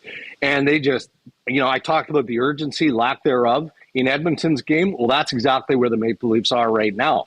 And it was a difference maker in Sam Bennett who took over that game for Florida. So Florida has so many different ways, given the Stanley Cup experience, that they can beat you. Tampa Bay, so many different ways. Again, that playoff experience matters. It matters deeply. Toronto's got to figure it out. They've got to figure it out. It sounds like for the Flames Leafs tonight that Craig Berube is going back to putting Marner and Matthews together again. He broke them up for a game against the Ottawa Senators, and that didn't go well. But the heat is starting to turn up in Toronto, and I can understand why. As always, Dregs, we appreciate it, man. Go back. I don't know if you'd already had your breakfast or you're going to go finish your breakfast or Gino Red is saving some for you. But you get back at it, okay? Okay, fellas. Thank you. We'll talk to you next week. That's Darren Dreger from the general manager meetings. Gino, just if there's something left, I'll have your toast. A gig that Rishaug used to have, but now we give it to Gino Red. More experience, Dregs more coming in affordable. hot there, yeah. Yeah, that was kind of funny. Brought to you by Pro-Am Sports. Let's get to some of the messages over in the nasty chat. Smitty the Welder says, sorry, but that's a bad take. Quinn isn't in the race for the Hart Trophy. And the barbershop window there says, Dustin Wolf in a better Hart discussion than Quinn Hughes. Without him, the Flames aren't anywhere near the wild card race. Look, I'm going to push back Again, a little it's bit not on this. outstanding. It's most valuable. Yeah, I'm going to push back on this a little bit and say that, Quinn, to me, it's Draisaitl or Hellebuck. Sure. Let's just leave it there. McKinnon will finish third. Those are your top three. But as Drake said, there's 5 names on the ballot. If I had a vote, Quinn Hughes would be on my 5. He would. I mean, he's value to the team. He's only played 53 games. He's got 63 points in those 53 games. He's a +9. Pettersson's -12. Garland's -9. DeBrusk's -14. Brock Besser's -26. JT Miller was -4 in the games that he played. Quinn Hughes plays over 25 minutes a night. He's everything to that team. If it wasn't for Quinn Hughes, the Canucks are 12 to 14 points back where they are right, I think. I think Quinn Hughes does deserve to be in the conversation. And you can use the Four Nations argument as well. How would that have all looked? Well, I mean, Quinn Hughes is a difference maker. So to me, Quinn Hughes is probably. I would be surprised if Quinn Hughes doesn't finish 4th or 5th in Hart Trophy voting, and I mean that, especially if the Canucks do squeak into the playoffs. What does that playoff race look like in the West right now? Where are we sitting at here? Let me just bring up wild card. Here we are. All right, so the Canucks, as of today, hold down the second wild card spot. St. Louis also has 73 points, but the Canucks have a game in hand. Calgary has 71 points with 2 games in hand. And then there's Utah, who's only got 2 regulation losses in their last 10, rolling in here to Edmonton. They are also 2 points back of the Canucks. So it's a tight race, but Quinn Hughes has 63 points. The next most on his team is 42 points with Pettersson. Like Pettersson has a 0.69 points per game. Quinn Hughes is 1.19. Utah. He deserves to be in the conversation as far as a top 5 guy. Just on Utah as well. They're above 500 on the road this season, which is saying something. Yeah. I mean, it is saying something, yeah. You know. Yeah. No, I agree. All right. 780-218-9999. I'm just going to look here. Let me just see. I just want to see something. Where are we? Leaders here. I don't like the NHL website. I think it could be a little bit easier to deal with. All right, so Quinn Hughes is 10th in the league in points per game this year. McKinnon, Draisaitl, Kucherov, McDavid, Kaprizov, Kyle Connor, Mitch Marner, Jack Eichel, Pasternak, Quinn Hughes. He's just above Cale Makar. And he had, like, nobody's doing anything there this year except for Quinn Hughes. So I don't know if it's we hate Vancouver guys that are having the take, but I think Quinn Hughes deserves the love that he gets. All right, so Rory McIlroy. He rolled in that birdie. Yeah. He's 1 under.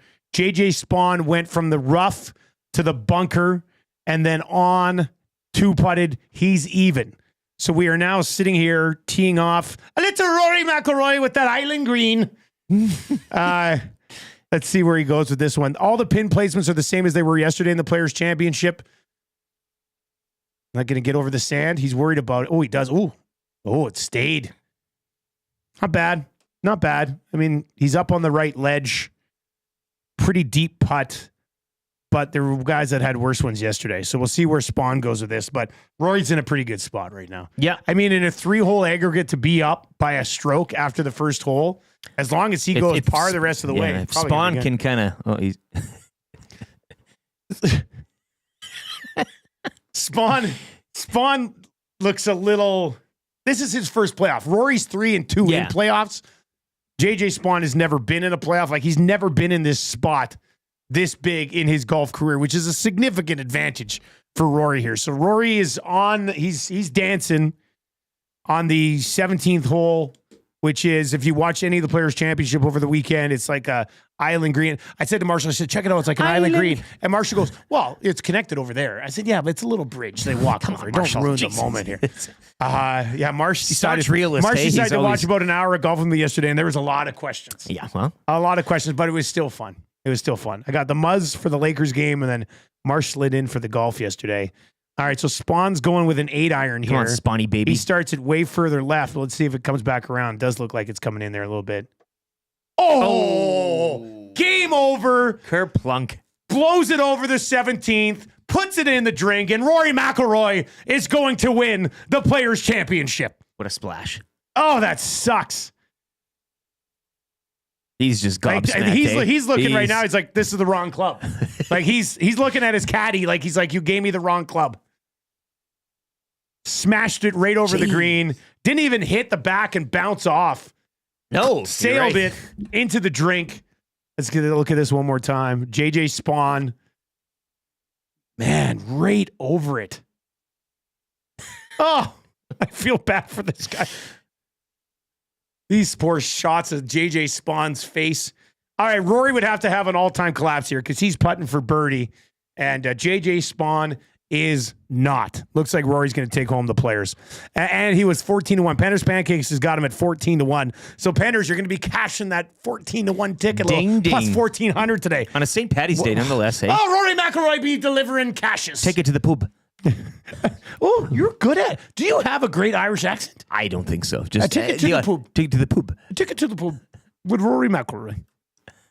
All right, let's dive into our cool bet segment today. Where if you want free money every week, bet Sepp Straka top 20. Guy's been an absolute top 20 machine so far this year. And of course, stay cool, bet responsibly. Sepp Straka is not guaranteed to always finish in the top 20. Kasperi Kapanen might get a point. No, he will not. No, he won't. All right, so let's take a look at the It's the madness. Yes. And what do you want me to do today? Well, what do you mean? Like, Well, you've been asking me, like, can you print off a bracket? I'd like Give me a bracket. Look, I would not fill out a bracket if it wasn't for you printing them off every year. And I know you're leaving tomorrow, but you should still have a bracket filled out here for the office. I will do a bracket. We'll pin it I will up, fill it Dusty's out. Yeah. bracket, and we can all fill out a bracket. But I'm riding with Troy.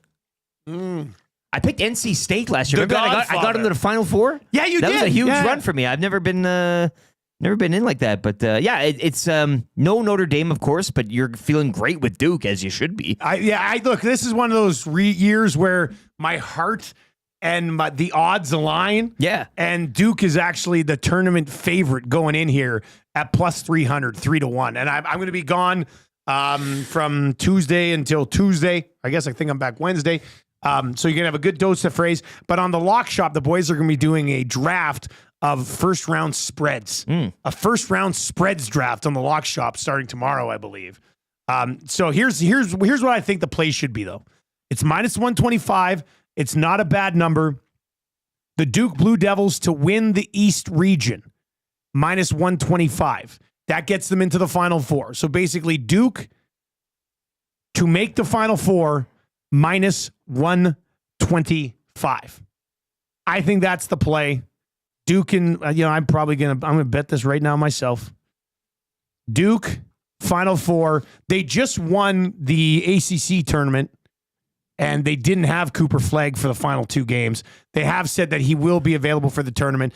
This is the unanimous first overall pick. I think I saw Rip City Step. That was a great text. That was a good one. Yeah.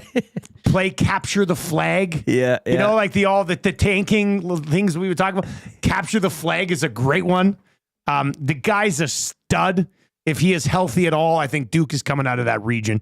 And I think the West region is the group of death. But you just come out of the East if you're Duke. I like it. Minus 125, the Duke Blue Devils. JJ Spawn had to come back over the water again, puts it on the green, rolls all the way back down, and he'll have that for 4. Rory's going to gain probably 2 strokes here at least. JJ Spawn is just pissed at something falling or apart right now. That sucks to see. Kind of got an Uncle Phil vibe going on, hey? Like, you know what he needs? He's got a bit of a strap. He needs to drink in the pool. He does. I mean, if he just took it down a little bit more. We love him in the pub. You have a very good Irish accent. We love you in the pub. You should be doing the. You should be doing the bit. Nah. All right, 780-218-9999. Rod from LA says an 8-iron. On Sunday, they were hitting wedges. Windy? We don't have it. We have it muted, so we're just watching it. We're not hearing anything that they're saying. All right, and you can come at me after my Quinn Hughes should be a top 5 Hart Trophy guy this year take, but I'm not backing off of it. I think it's the truth. The Canucks are absolute trash when he's not on the ice. All right, we got to get into the fan zone here. For fans first, it's coming up. The question is, let's give you the question, and we'll get to the update for Park Mazda. Here's the question. If the Oilers aren't back yet, what do you need to see from them to officially declare they're back? I think we learned from our lesson last Monday. They're back, they're back, they're back. Oh, no! They lose at home. Screw learning. It's a similar, like Utah's better than the one they lost to last week. So what do you need to see to officially declare we are back, we are so back? What do you got? 780-218-9999. 780-218-9999. Big Slam Nasty. JJ Spawn, more like JJ in the pond. A good day for a golf text to win text of the day. Keep those coming in. But right now, Fan Zone, fansfirst.ca. What do you need to see from your beloved Edmonton Oilers to officially declare that they're back? 780-218-9999 or over in the Nasty Chat. If you're watching on YouTube today, hammer the thumbs up for us. Where are we at? 155. Not bad. Let's crank it up a notch. Doesn't cost you anything. It's one of the few things in the world that are free. Give us a thumbs up. Let's get to the update.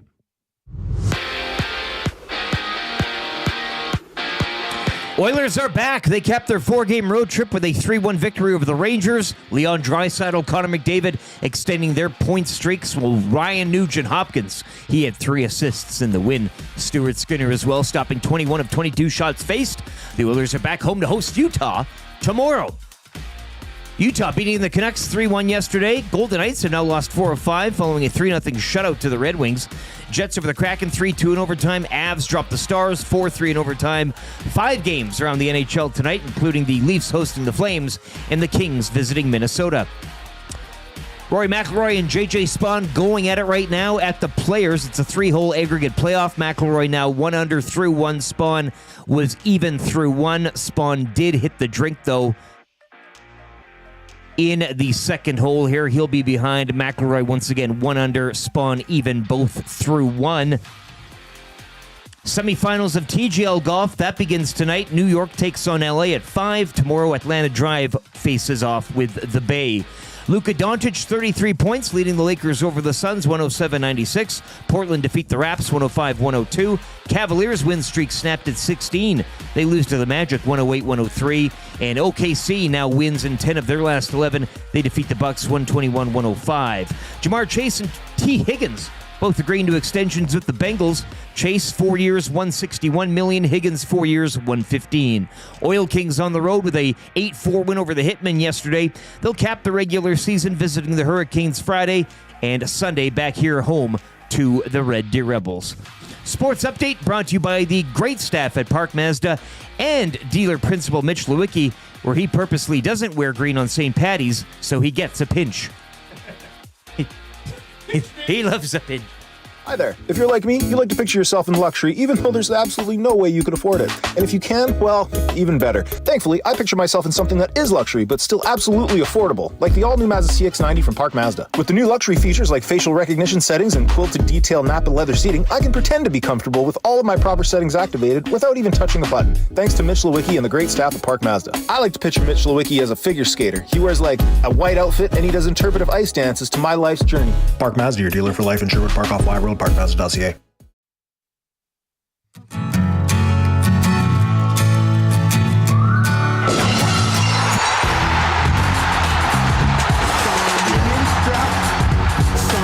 Pin strap. The weirdest month is upon us.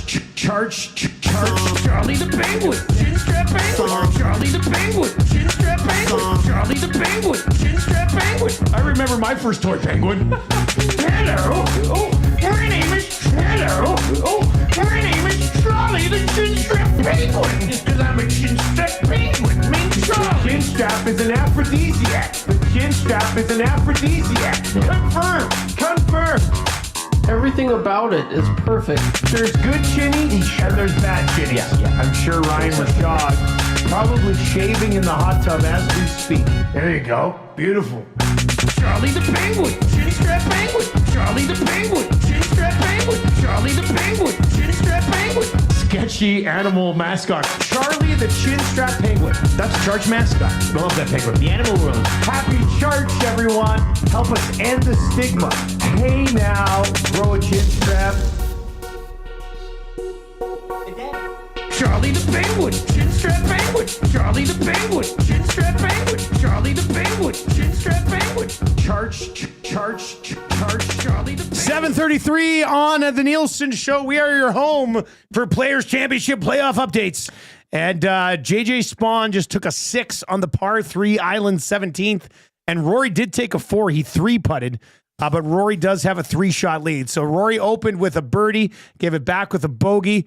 JJ opened with a par and then took a triple after. He put one in the drink.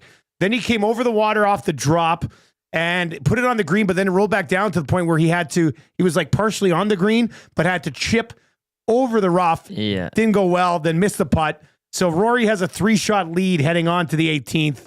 This would be the biggest golf collapse since my buddy Nate had a 5-shot lead on me going into 18 in a head-to-head match we were playing. I assume that's what they're saying on the broadcast. That's what they're talking about right now. We can't see it, it's muted, but they're probably talking about the one time at Eagle Ranch when my buddy Nate on 18 was 5 strokes up on me, and I took a 5 and he took a 10, and I tied him and then beat him in a playoff. Can you believe that? I'll never forget that hole. He just pissed away a 5-shot lead by taking a 10. You had the glass break earlier, too. Happy Austin 316 day yesterday, too. Oh, to yeah, you and yours. Hopefully you... for the old Stone Cold. Hopefully you observed it. The Nielsen Show is brought to you by South Ford Chevrolet. They are in truck month. Deeper discounts, lower interest rates, Silverados, heavy duties, 0% financing for up to 72 months. I think I'm going to sneeze. Gesundheit. Excuse me. Drive a little. I'm allergic. Irish town or Irish name? I'm allergic to sweet deals. I'm allergic to sweet deals. Drive a little, save a lot at South Ford Chev. Gesundheit? Irish town. Right again. I'm on fire today. www.southfordchef.com. We're coming at you from the Popeyes Louisiana Kitchen studio today, where they've got that $4 value menu now available for you. It is Rory McIlroy stepping up to the tee. Well, you kind of On hope for 18. chaos here. I wanted to be... Bones says, glad we waited 18 hours for the playoff. I know, and it's just done. Yeah, I want a little bit of action here. But Let's see if Rory puts it in the drink here or carries it too far to the right. Rory doesn't collapse. If he knocks this thing down the middle, yeah, it's over. I mean, well, that's a little bit right. Yeah, but actually, it's quite a bit right. Ooh. Oh boy. Ooh. He's in the rough. Oh, he's over it. Yeah, I yeah. thought that was quite a bit right. Yeah. Rory went. Yeah. Rory went. Oh boy. Yeah. Rory goes over the gallery midway down the fairway, and now we'll have to get a look at what this is going to look like. But things have just got interesting until JJ Spawn puts it in the drink on the left. Oh, Rory got a spot of trouble. Let's see what happened here. I mean, whatever. Close up doesn't show anything. But yeah, Rory pushed it out to the right. He's not going to blow a 3-stroke lead, is he? Wow. What's JJ Spawn have to say about that? JJ Spawn, if JJ He's could gotta just collect put one himself on here, the fairway, it'll put some pressure on Rory here. Let's see. JJ Spawn steps up to the tee box. Rory is over the gallery to the right. This one's going right as well. Oh, geez. It's going way right. JJ Spawn. JJ, no. Oh, JJ. JJ goes over the gallery as well and cannot get out of his own way. Oh, JJ. JJ, more like no. That was, No rub of the Blarney Stone for him. You have a small little window here, and you go and actually put a shot further wide right than Rory. Even Rory's kind of smirking at this one. Like, God. All right. I can't believe he blew it even worse than Rory. That's a tough look. All right, let's dive into the fan zone for fansfirst.ca. By fans, for fans, no fees. Oilers return home. Little homestand here. Utah in town on Thursday. Utah in town on Tuesday. The Winnipeg Jets in town on Thursday. If you want to get tickets at a better rate than anywhere else, you find them at fansfirst.ca. All right, here was the question we asked a little bit earlier. Lots of you over in the nasty chat. We will get to a few of those. Hit us up in the inbox, 780-218-9999. The general text in it says, everything I've learned about the Irish culture has been thanks to Dusty. Oh, and a top of the morning to you too, the general. Yeah. Martin is in and says, Charlie the Penguin, the chin-strap penguin is such an earworm. Yeah, it is. Daddy the Daddy. I had Muzz. We did that this weekend. Let me see. Let me just bring it up. I'll play it. I'll go with Teef style here. And here she is. This is the Muzz doing her version of it. With Daddy. Daddy, the chin-strap daddy. One more time. Daddy, the chin-strap daddy. Daddy the Daddy. The chin-strap daddy. That's her thing. All right. What do you need to see? Oh, Scalding Gore. Rory looking for his pot of gold. Yeah. How much is he winning here? It's like over 10 mil, isn't it? It's like ridiculous. It's a rich tournament. It's a ridiculous number. All right. So when will you officially say, what do you need to see from your mighty oil here to say they are back? Shaggy and St. Albert. Winning 3 of 4 on the homestand, especially the Jets game. Oh, and maybe a couple of not in doubt games where the game is over going into the third period. 4.5 million. That's it? And I thought it was more. Biggest prize on the tour. Danny T says, I need to see the Wallman gritty before I deem that the Oilers are back. There's a bunch over in the chat that we'll get to as well. Barry in the Paris Jewelers inbox. I need to see consistency. play 5 or 6 good games in a row.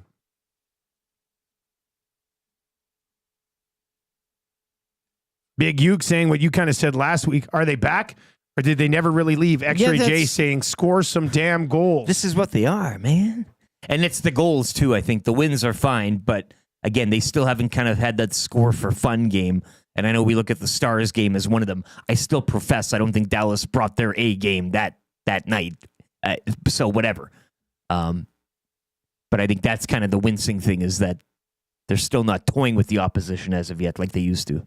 Barbershop Window says Oilers need to have a big 6-2 win with McDavid having a 4-point night to be back. How about Big Maple? After the win yesterday, I need to see Skinner let in 3-on-3 shots to say they're back. Fan zone. Hampton Steve in the fan zone. In order to declare the Oilers back, I'm going to need to see 3 games of solid team defense this week, leading to a 2-1 record at minimum. Wonder what old Ekholm, hey, wasn't on the trip. He'll be back. Maybe Thursday. Is that what they're saying? Changes the team, right? Dynamic a bit. Trev, I know you said if they beat Utah, you might be saying they're back. I don't know if you were joking earlier. Is it any type of win over Utah to make it 3 in a row, Trev? Are you then officially declaring them back? Will you be on Wednesday morning with Fraze and LTE being like, they're back, baby? Or is it a type of win or what? No, they'll have to put together a decent stretch here to really get me back. But no, I mean, I agree with what a lot of the nasties are saying. Lots of goals. I wouldn't mind seeing a game where they actually get some goals. Like this whole road trip, they're fighting it. And even though they won the last 2, they're still fighting it offensively. Their defensive game's been a little bit better, but I mean, you're down to the last 15 games of the season. You don't have too much time to experiment with the lines. Like you got to really start honing in with some lines, with some consistency, with your play, your all-round play. So it's more than just one thing that I'd like to see. I'd like to see more goals. I'd like to see some consistency in the lineup. And I'd like to see some players, Nuge. It was nice that he was able to contribute yesterday, but you need more of that with Nuge, with Hyman, with a lot of the other guys. Still too many passengers. So along with that and the intensity of these games, even if they lose, as long as they have something to show for it. With some of these losses, it's been tough to watch. So intensity in their game, consistency in the lineup, and just if they string along a 10-5 record the last 15 games, I'll be happy. Take a look at this homestand here as well. Just a quick update from the Players' Championship. Both Rory and JJ Spawn just had to punch out. So they punched out under the trees. They're basically side by side coming home here on 18. Rory McIlroy leads by 3 strokes as Spawn is 3 over through the first 2 holes of this playoff. So, and it does look windy. They showed some of the flags. The wind is gusting out there. So we'll see if Rory can. I mean, Spawn's going to have to hold this, and Rory's going to have to put in the drink for anything to possibly change. Here's this homestand, boys, and it's not an easy one. They get Utah, which they should win. Get on the road, Utah. They get the Jets, which is not an easy game. Then they get the Kraken on Saturday. Then they don't play again until Wednesday. So they get Sunday, Monday, Tuesday. There'll at least be one off day in there. And then Dallas rolls into town. So you get the Jets and the Stars. If they go 2-2 on this homestand, is that good enough?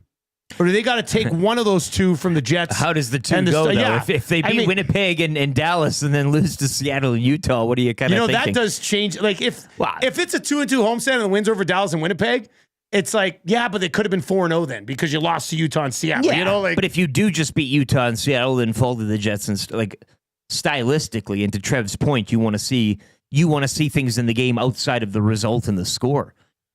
And then seeing Trent Frederick, I mean, he was the piece at the deadline, right? Too. That how does this team change with an injection of him in the lineup? 780-218-9999 is where you can chime in. If you're watching over on YouTube today, hammer the thumbs up for us. Was that JJ?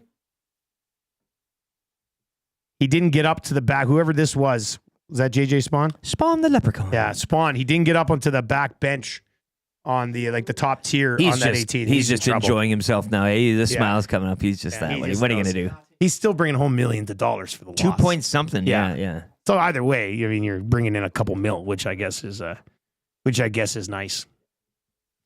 Matt texts into the Paris Jewelers inbox this morning, says the Oilers need to play consistent hockey until the end of the season. Unless they do that, I don't see how they get anywhere close to the Stanley Cup.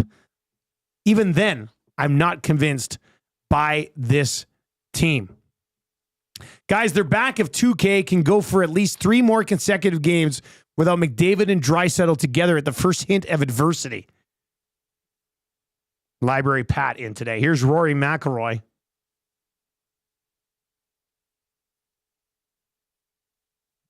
That looks like it's right at it. Yeah. And he did. Yeah, he kept it up on the tier. That'll do it. Rory will. I mean, this is over now. Rory's going to have that. Yeah. All right. Well, congratulations to Rory McIlroy. I'm declaring it right now. You're calling it. I'm calling it. I'm calling it. Rory McIlroy is about to win the Players' Championship. There's one. It's a small moment, but we'll get to it. From the weekend that I thought would have been very frustrating for you Oilers fans. We'll get to that. This text is in and says, guys, I'm not looking at wins and losses. I want to see dominant play in all ends of the rink.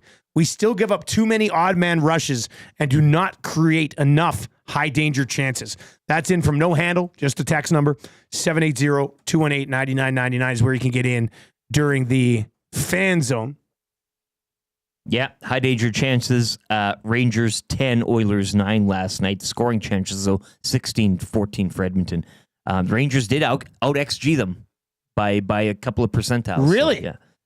They do. Like, I was wondering, like, when they were up 2-1 last night, like, Nurse and Bouchard, those guys are still hopping up. They're pretty aggressive on the rush, even when they're up late in the hockey game. That wasn't what I was... What frustrated me was the first shift of overtime against the Islanders Friday night. McDavid, Draisaitl, Bouchard are out there. The Islanders are down to 2.5 guys because one guy doesn't have his stick. And they just kept like circling around. And like, when they didn't score that, I was like, man, are you going to lose this game because that shift you were out there for like 1 minute and 30 seconds and you had the puck, but you just didn't do anything with it? And then they end up getting out there. Pickard makes a great play. And Draisaitl goes in and buries it. But that first part of the overtime kind of had summarized a lot of this team over the last little while. And then luckily, Leon got the breakaway and made no mistake. But I think fans, you know what I'm talking about. 780-218-9999.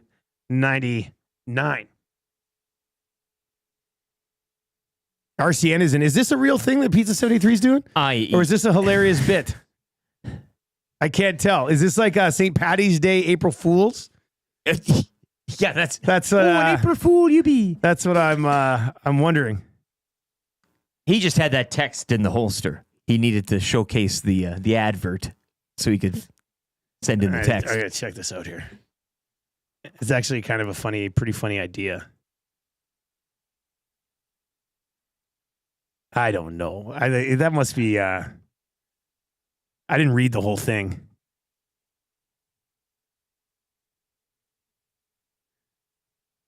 So is this a real thing? Anyway, it says here, starting today, March 17th, Pizza 73, the local Edmonton pizzeria, will temporarily rebrand as Pizza 74 in partnership with the Oilers goalie Stuart Skinner, who's number 74, to launch an exclusive limited time special, the Skinner Dinner. Go to pizza74.com right now. I went to .ca, it didn't load.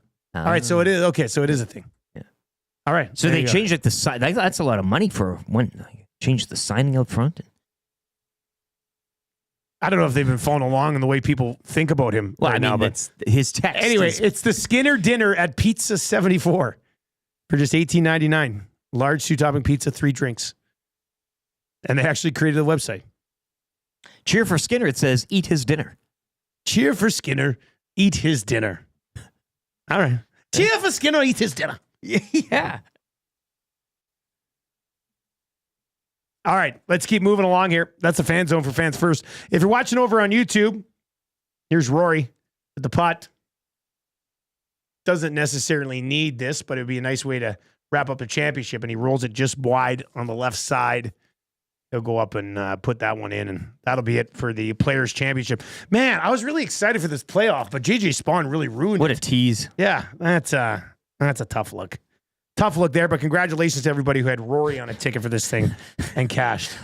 You knew when we said the Bumba guy. Pizza 74. More like pizza 0.897. Oh, jeez. That's actually, I mean, it's mean. You're an alley-ooping him here. They're But putting it is It's very, great. I mean, that is funny. More like pizza 897. 897. It's kind of funny. All right, let's get into that's so good today. Had a lasagna last night. Did you? Yeah. Oh, well, we were curling, right? So you're an enthusiast. I was very enthused. We're sitting around having a beer after the curling game, after the successful bonspiel it was. You don't want to be like, seasoning stuff at home and doing that. You gotta get a take and bake. Gotta get something to eat. So we went to Italian Center, got the lasagna, and then we also got for the afternoon before that. So they have the meat and the cheese in the pack. You know how you can the little sandwich meats. Got a nice thing of olives, a jar of olives. We're eating that and some crackers, and it was great. So we had all that kind of appetizer in the afternoon, leading up to the main event, which was the lasagna for supper. Delicious. What a nice night. It was great. Capping off a weekend. Nice night in the Lieutenant Eric household. Eh? Very enthused. That's a good. If you have not yet tried the lasagna, Eric's had about 12 pounds of it in the last week. I even left a little in the fridge. For today? A little bit of lunch. Made fresh daily, ready for you to take home, heat up, and serve, just like that. House-made sauces, locally made pasta, available in Alberta, raised pork, Piedmontese beef, all Piedmontese beef. Say it in Irish accent. For roasted veggie varieties. I mean, these are all the options. On top of the morning to get Piedmontese beef. You can get a visual family size, pre-order a party-sized option. You are about 2 weeks away from just ordering the party size option for yourself. I think my wife goes out of town on business at the end of April. Party size lasagna guy. I mean, come on. All right, here's my that's Eat good. it with my hands. And I mean, I'm curious to see where Bengals fans / NFL fans come out on this. But the that's good this week is for Joe Burrow as he keeps his big boys. Jamar Chase, T. Higgins. This might be an NFL first. Well, it is an NFL first for the money that they're getting. Like these two receivers combined are getting over $250 million. Not per season, but on the length of their deals. This isn't baseball. Let's calm down for a second here.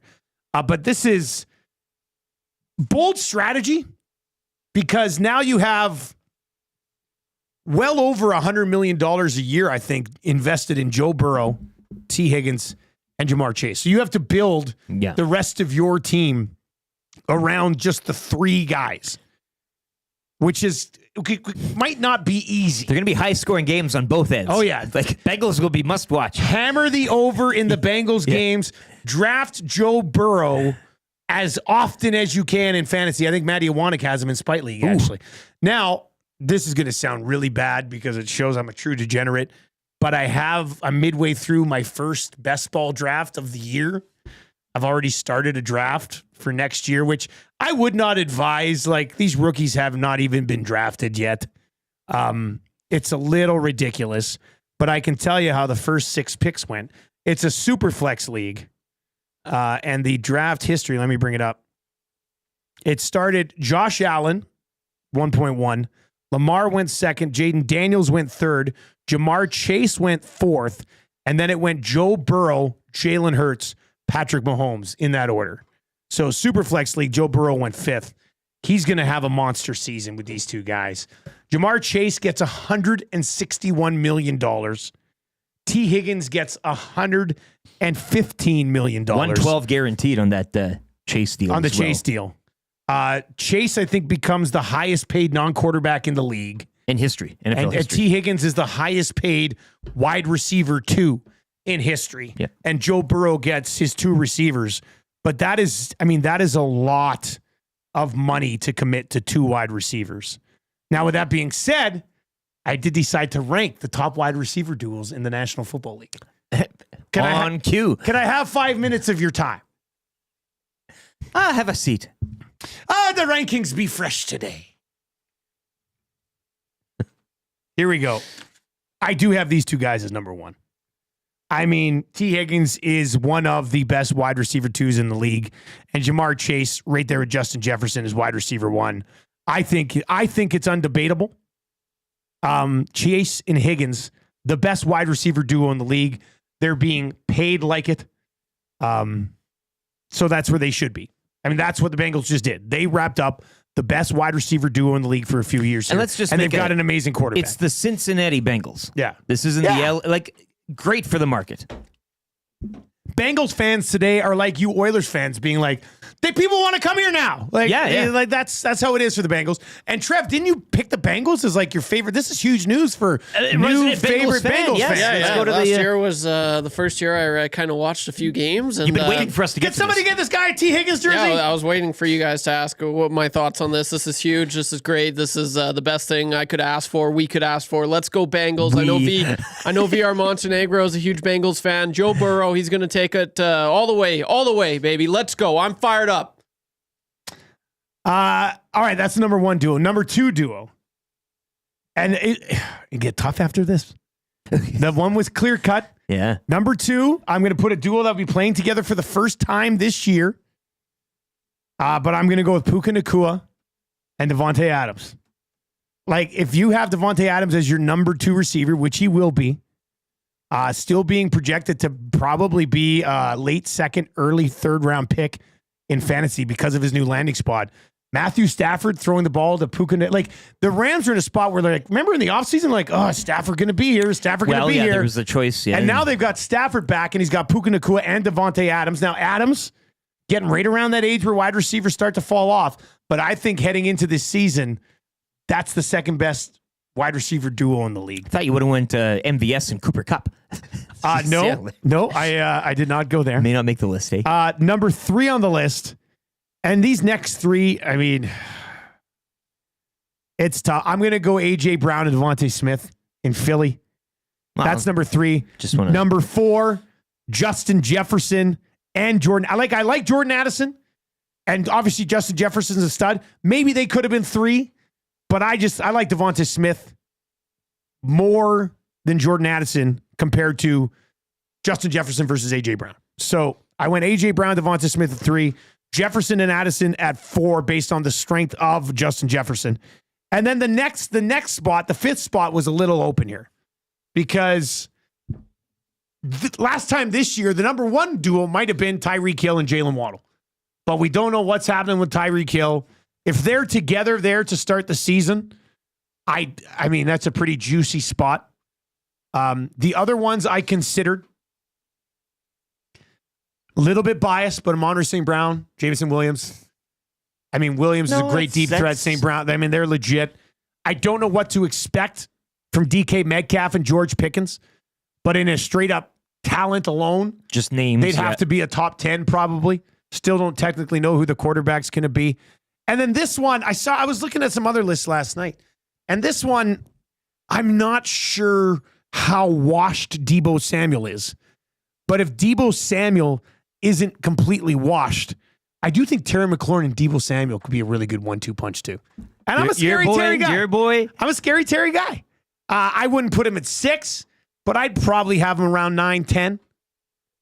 So I guess the exercise here that we just did is that you see why the Bengals paid Jamar Chase and T. Higgins, by far the best 1-2 punch in the league.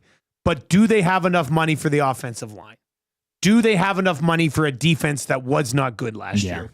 Like, you are essentially saying you're going to go out and win football games 40-35 next year. Dex says having all that passing game and so little offensive line is wild.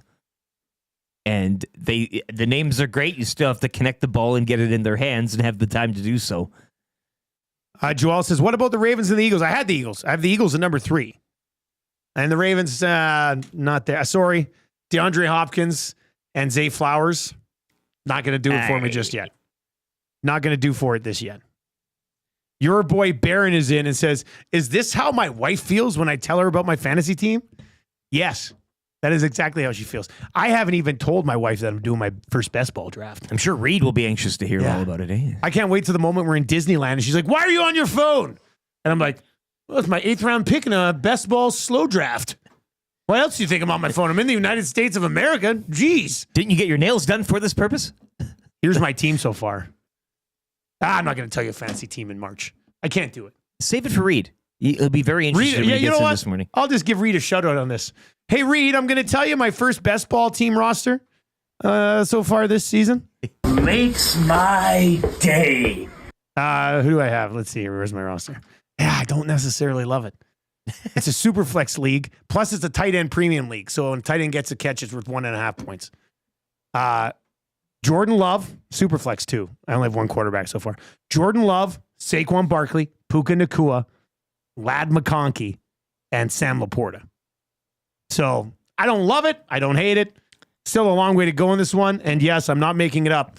Eric can confirm that is a fantasy draft happening on my phone right Ladd now. McConkey, eh? Oh, but Ladd McConkey, a good fellow. You'll see him at the pub. A fellow. You catch him down the pub. Catch him down at the pub. Ladd McConkey. Sickler says, what about the Texans, Dusty? Where do they slot for receiver duos? Yeah, Collins and... Collins, and if there's a... How hurt is Diggs still there? Yeah. He's banged up, isn't he? Yeah, but... I mean, when healthy, healthy, no different than a Terry and a Debo. All right. Somebody's got to play kind of easy trivia right now. Third hour. 'Tis be upon us on this St. Patrick's Day. Mr. Mike's Steakhouse Casual. Who wants to play kind of easy trivia? Come and get that gift certificate. Text Trev right now. Wait till we get that menu reading. 780-218-9999. Changing 200. Why not change 300? Right? Changing 200. Hammer the thumbs up if you're watching over on YouTube today. Here's hour number 3. We need somebody to play kind of easy trivia right now. 780-218-9999. 780-218-9999. Let Trev know you want to play. 3 questions too many for the great staff at Park Mazda. Local podcast host, Ryan Rishaug, just after 8:30 today. Marmot Basin Snow Report and the wrap for William Huff. All on the way in hour number 3. But if you want to play kind of easy trivia right now, 780-218-9999. 780-218-9999. Shoggy coming up around 8:30 this morning from TSN and the Got Your Back podcast. Raider Jesse says Diggs is a free agent. Oh, man, I thought he was just hurt. Well, don't like their chances. But just, did they bring, no, they brought in somebody else. Who did they bring in? I'll look, they brought in somebody else. I should remember this. Mechie. I'm doing a draft right now. No, that's a Canadian guy. I thought they were, Christian Kirk. That's right. They brought in Christian Kirk. So yeah, no, they're not top 10. Let's get to a sports update right now. You're forgetting Tank Dell? Tank Dell is hurt. That's the reason. All right, let's get to a sports update right now with Windsor Plywood Leduc with Lieutenant Eric. Rory McIlroy has won the Players' Championship this morning after defeating J.J. Spaun in a 3-hole playoff. It's McIlroy's 28th career PGA Tour win and second this season after claiming victory at the Pebble Beach Pro-Am in February. Spaun, he remains with one career win, which came at the Valero Texas Open back in 2022. Oilers capping their 4-game road trip with a 3-1 victory over the Rangers last night. Leon Draisaitl, Connor McDavid each extending their point streaks. Club will return home and host Utah tomorrow. Utah beating the Canucks 3-1 yesterday. Vegas have now dropped 4 of 5 following a 3-0 shutout at the hands of the Red Wings.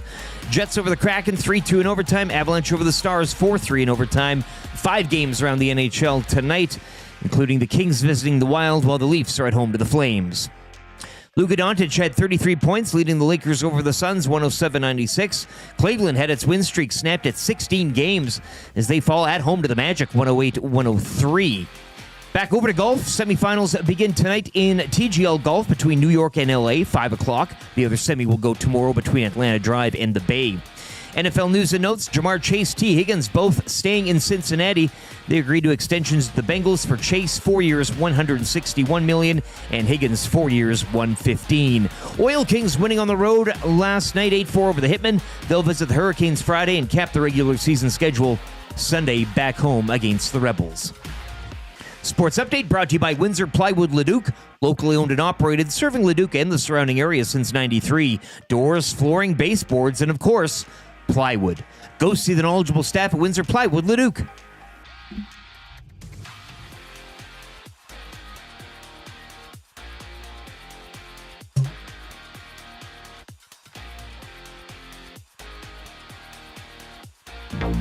Connor McDavid. Let me say yeah.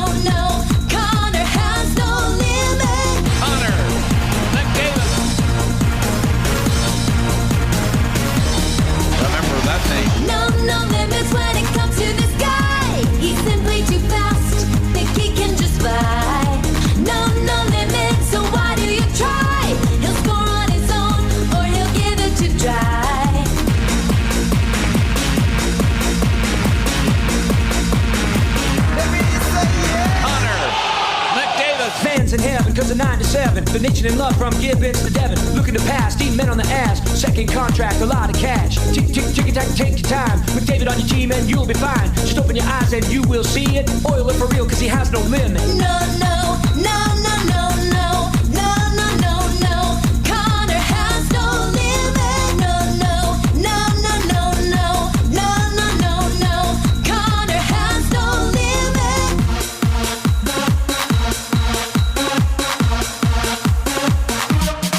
Remember that name.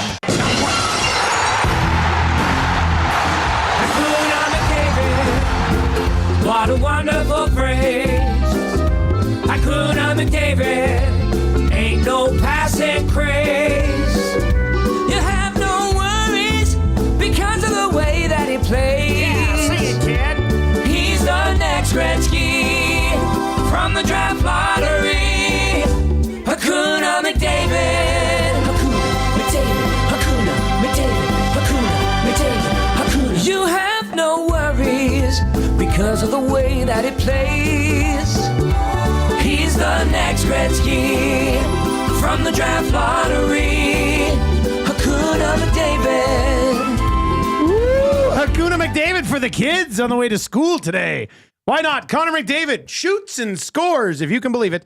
And the Edmonton Oilers pick up the win against the Rangers. We will get into that a little bit more with Ryan Rishaug. It is the Nielson Show, 8:08 on a Monday morning. The Nielson Show brought to you by Southport Chevrolet. Drive a little, save a lot at Southport Chevrolet. It is truck month right now.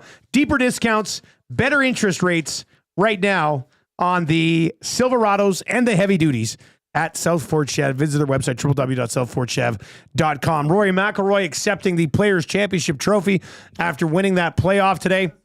Ooh, Cooper Rush is signed with the Ravens, too. I just saw that pop up on the ticker. Rory with the win. Does that change your rankings? No, it does not. Mind you, Cooper Rush in the Big Boy League last year, when Dak Prescott got hurt, Cooper Rush helped get me in a Superflex league to the league final. But I would never have, I don't want him ever again. Raider Jesse said Texans are a good, healthy depth chart. I don't think you should do committees, receiver committees, not duos. No. Top 20. No, not going to happen. Rory McIlroy, with the victory today, has passed Phil Mickelson on the PGA Tour's all-time money list. Oh, so Rory now number 2. Can you imagine, like, winning this tournament and then getting an automatic deposit in your bank account for 4 point whatever million? I think they should pay him cash here right on the thing. That would be cool. All right. Or a big check like Happy Gilmore. Yeah. Bring back the big check, hey? I just, you go home that night, you check your balance, and $4.9 million more are in there. God, these guys. Could they do it all in one, or does it have to be kind of like split apart? Yeah, like it has to be. It's like when we do payroll for EST. They'll give you HR Daddy has to do it in 3 different days because of the transfer limits. They're going to say, hey, Rory, we're going to transfer you 10 grand a day until we can get through it. I'd take the installments. That's what you would do? If you ever had a choice, instead of the flat sum, I'd take an installment. Would you? Because you get that dopamine hit every time, right? Like, oh, ding, ding, ding. All right, Trev, who's playing Kind of Easy Trivia today, buddy? This is Whistle Dog. His first name's Whistle, his last name's Dog. Okay, we'll get to Whistle Dog, and then we're going to get to a text from Sickler, which is a good one. Kind of Easy Trivia. Brought to you by Mr. Mike's. Are you ready to stake your claim? Head to Mr. Mike's for a 2-course steak dinner for just $39.99. Start with an Emperor Caesar salad or the rustic onion soup. Then enjoy their tender 7-ounce sirloin steak with Obanese butter and garlic mashed potatoes. Loaded with savory toppings. Mr. Mike's. Eat locally. Enjoy casually. And you will enjoy it because it's absolutely delicious. All right, Whistle Dog's going to play today. Needs to get 3 of 5 correct. Whistle Dog, you ready to go, buddy? Hey, Nielsen, I'm ready. All right, here we go, man. I'll start the ticker after read the first question. Good luck. Who did the Edmonton Oilers beat last night? Oh, my God. Pass. Who did the Oilers beat on Friday night? The Islanders. Which New York team does Adam Fox play for? The Rangers. Which city is home to the NFL's Bengals? Cincinnati. Name one wide receiver on the Bengals. T. Higgins, baby. Whew. Weird start, but 4 out of 5. No! Oh my God. Damn it, Shakes. Stop it! They are going to remember that AM radio is a viable and modern source for news and entertainment. Totally. People don't listen to AM like they used to. Seems like it's more about FM and color TV. That's stupid. It sure is, Kevin. I'm stoked. You stoked? I'm stoked. Just I'm so stoked. stoked. You cannot come to my house. No, not today. Cannot come to my house. No, not today.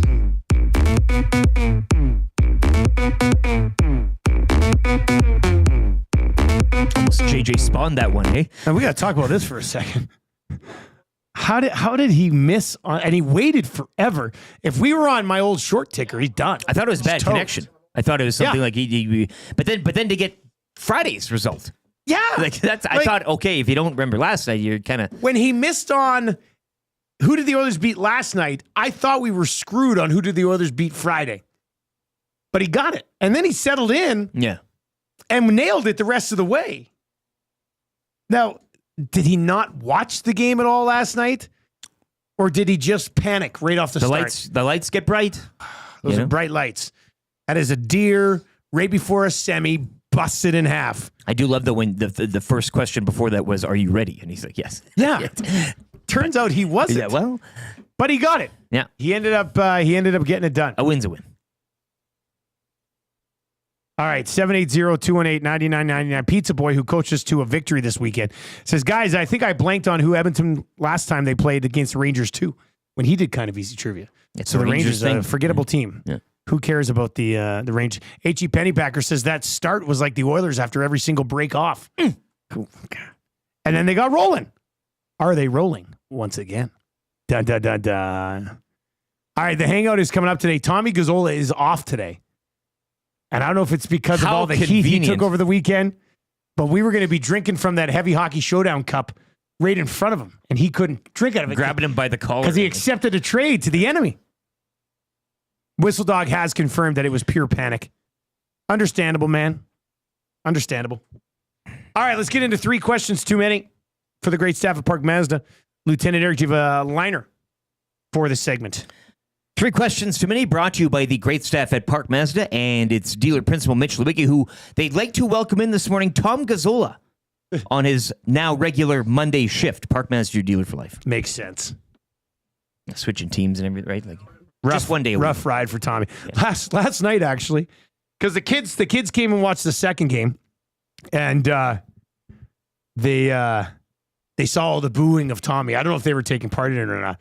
But Elizabeth last night had this one, but it's a big one balloon that we've had since Marshall's 10th birthday. He had a big 1 and a big 0, and she goes, "Hey Marshall, look at this. The balloon's Tommy," and she pulls it down and then goes, "Boo!" right to the balloon's face. I couldn't believe it. Gazzola, the legendary, and then his brother wins MVP and gets the award and Good for skates Paulie, it right I'll say over that, to Tommy and kind of. Oh, the Gazzola brothers, what a weekend. They should have brought the 0 balloon. Oh, Tommy. Jeez. You big 0. And then now he's off today. Just a coincidence. Just a coincidence, I'm sure. That's interesting to me. Well, and he'll be working at Park Mazda later on. Yeah, but if you go do buy want a to see car him from Tommy, yeah. and boo him when you're there. All right, do you have a Twitter account?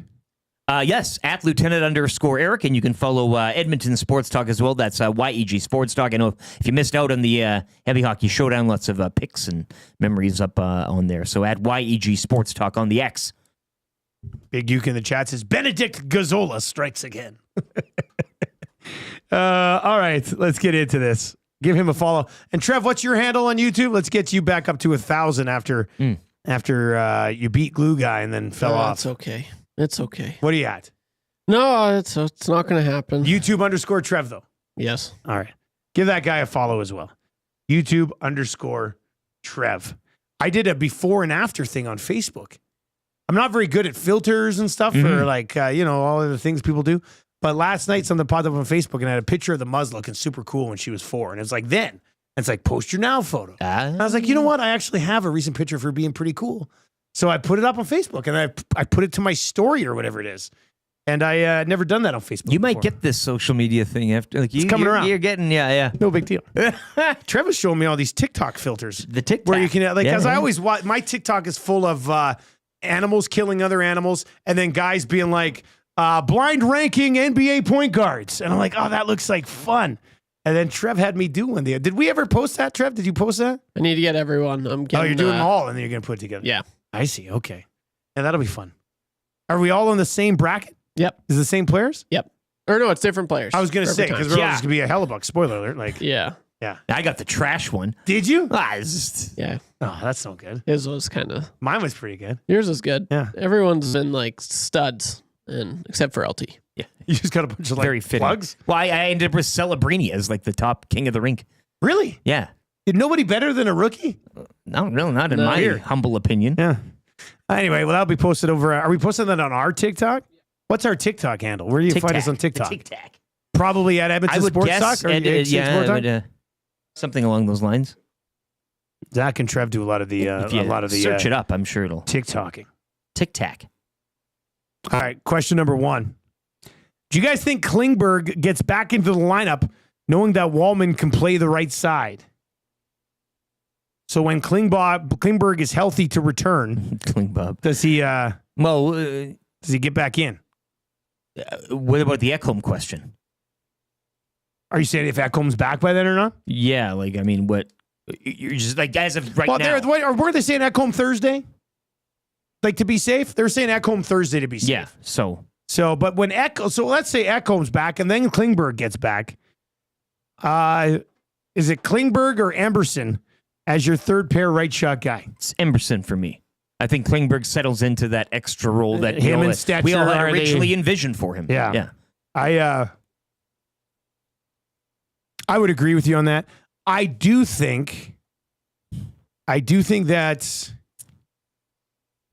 Knobloch will give him some games ahead of Emberson. Probably just to see how that blue line looks with, let's say, Kulak or Wallman or with Nurse, and then the leftover guy is with Klingberg. I think they'll probably want to give that a look just because of Klingberg's, he's a veteran as opposed to Emberson if you get to the playoffs. But I would prefer Emberson in there, but I'm sure Klingberg will get some few games when he is healthy enough to return. Question number 2. This one's, I mean, I know what your answer is going to be.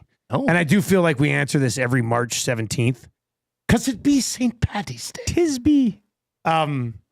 What is your guys' favorite green jersey? This came in from H.E. Pennypacker earlier today. It's a good question. Red texts in, by the way, and says, Klingberg is done. I wouldn't play him another game unless absolutely necessary.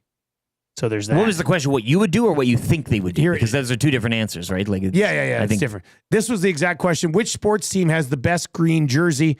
Pennypacker says, I'm always partial to the A's and Notre Dame's green football jersey. Well, the A is, what is that? That Kelly green, right? Like that's, I like that.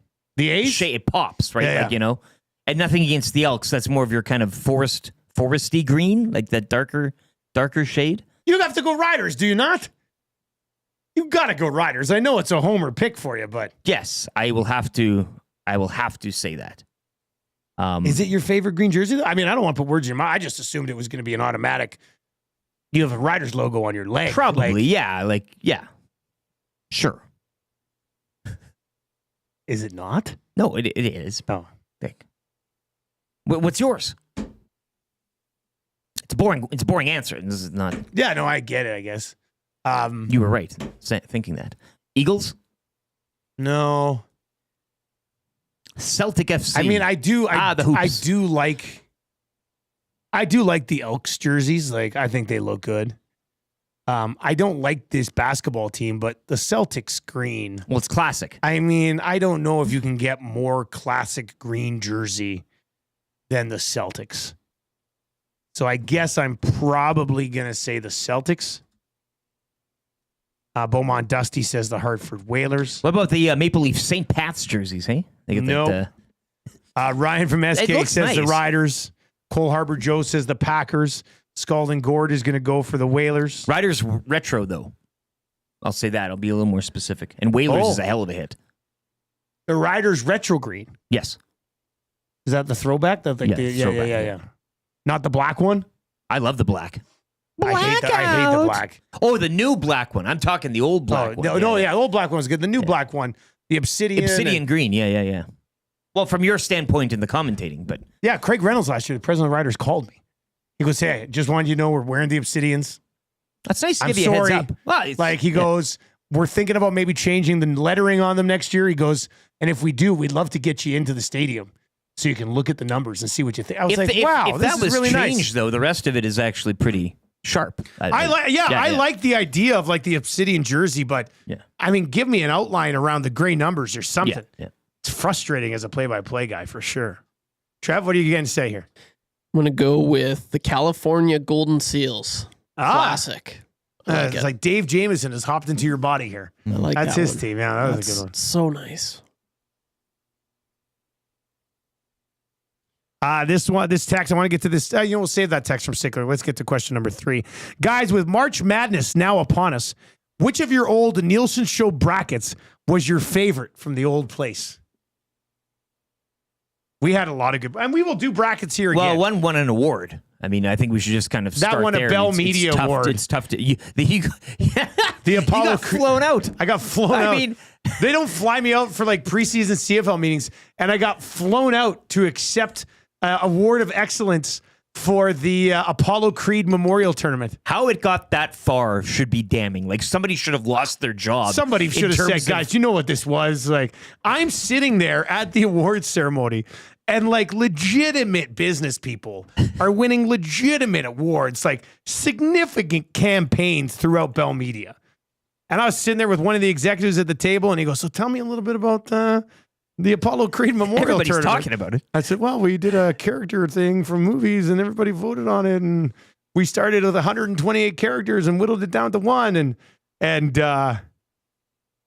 when he went up to present the award to me, I don't want to take anything away from him, but I still, when he was presenting it, pretty sure he had no clue what we were doing. Like, but after that, it did change the game.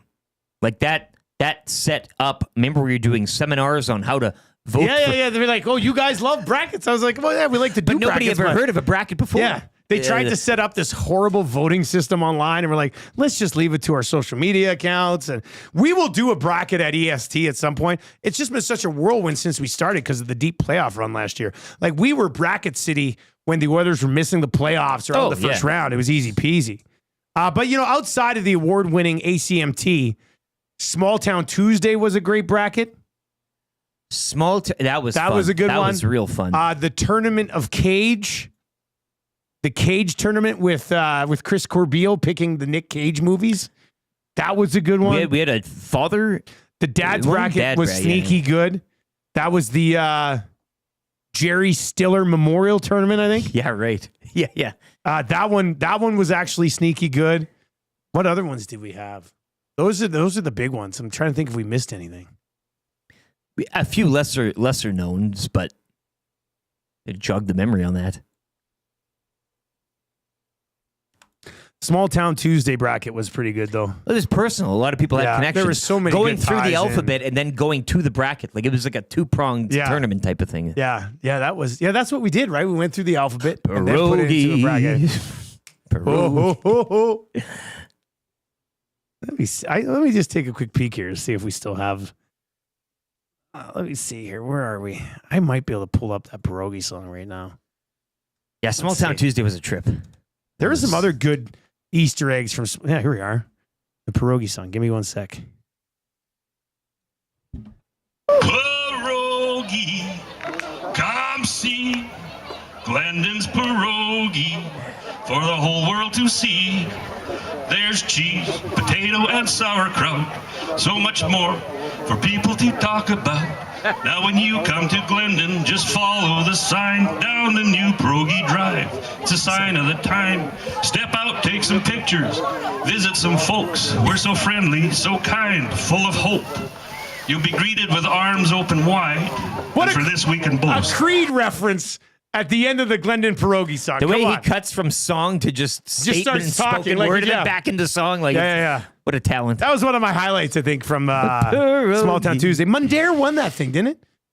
The sausage so. and yeah. Even though Robbie Williams was hard on Irma.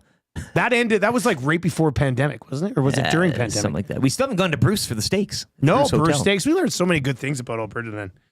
That was a lot of fun. But that pierogi song was one of the highlights for sure. Jodes is in the nasty chat where you can hammer the thumbs up for us. Let's change 300. How are you not fired up? The Oilers might possibly, maybe in some way be back. Jode says, my sister made all of the pierogies for the last Glendon Pierogi Fest. Wow. These are the connections we're talking about here. Love it. That's crazy. Surveyor Brett says the Soji was a gold medal too. We had the song for the Soji. Summer of George Invitational. Yeah, but what were we voting on?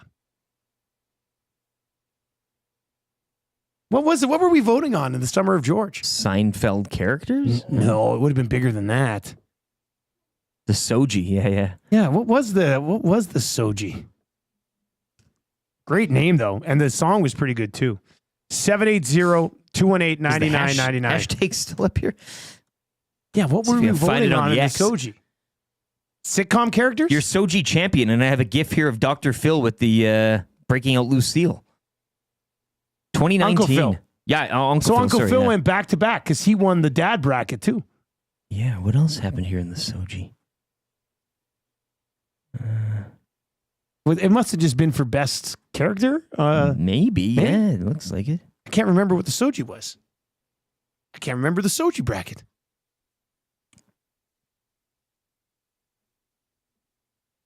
Official bracket for the Summer of George Invitational. Yeah, and here we go. Dustin Pfeiffer was pushing Uncle Phil over the finish line, he said, voting. So this is, I see all of the moments, but I'm not sure what we were voting for just yet. Oh, I think I know now. The best sports moment from a sitcom or television show. That must have been it. And what won, Uncle Phil? Jeffrey, Breakout Lucille. I mean, that's understandable. I'm a soul man. Yeah, I got that song kicking around here. Let's see if we can find that. All right, so yeah, there we go. That's what it was. The best sports moment from television in like non-sports shows. That's a fun bracket, actually. That must have been a good time. All right, I want to get to this one text from Sickler. My cousin just fulfilled his fantasy football punishment on the weekend. A bus ride to Winnipeg. 16 hours in Winnipeg, and then the bus ride back. No hotel. He's got an Instagram page. It was fun to follow along. Would be a great guest on the Hangout. Jeez. How's that for a fantasy football punishment? You have to take a bus ride to Winnipeg. 16 hours. Hang out in Winnipeg for 16 hours. I hope he went and got the tendies at Elephant and Castle. Wow. Would have been worth it. And then no hotel, and then on the bus ride back. When do you get there? I mean, which would be would you have to leave then? And then how?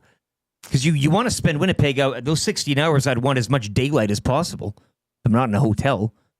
But think about this: if you can sleep on the bus ride out, you wake up. Well, that's easy. You have 16 hours in Winnipeg. Yeah. Then you get back on the bus and you go back to sleep.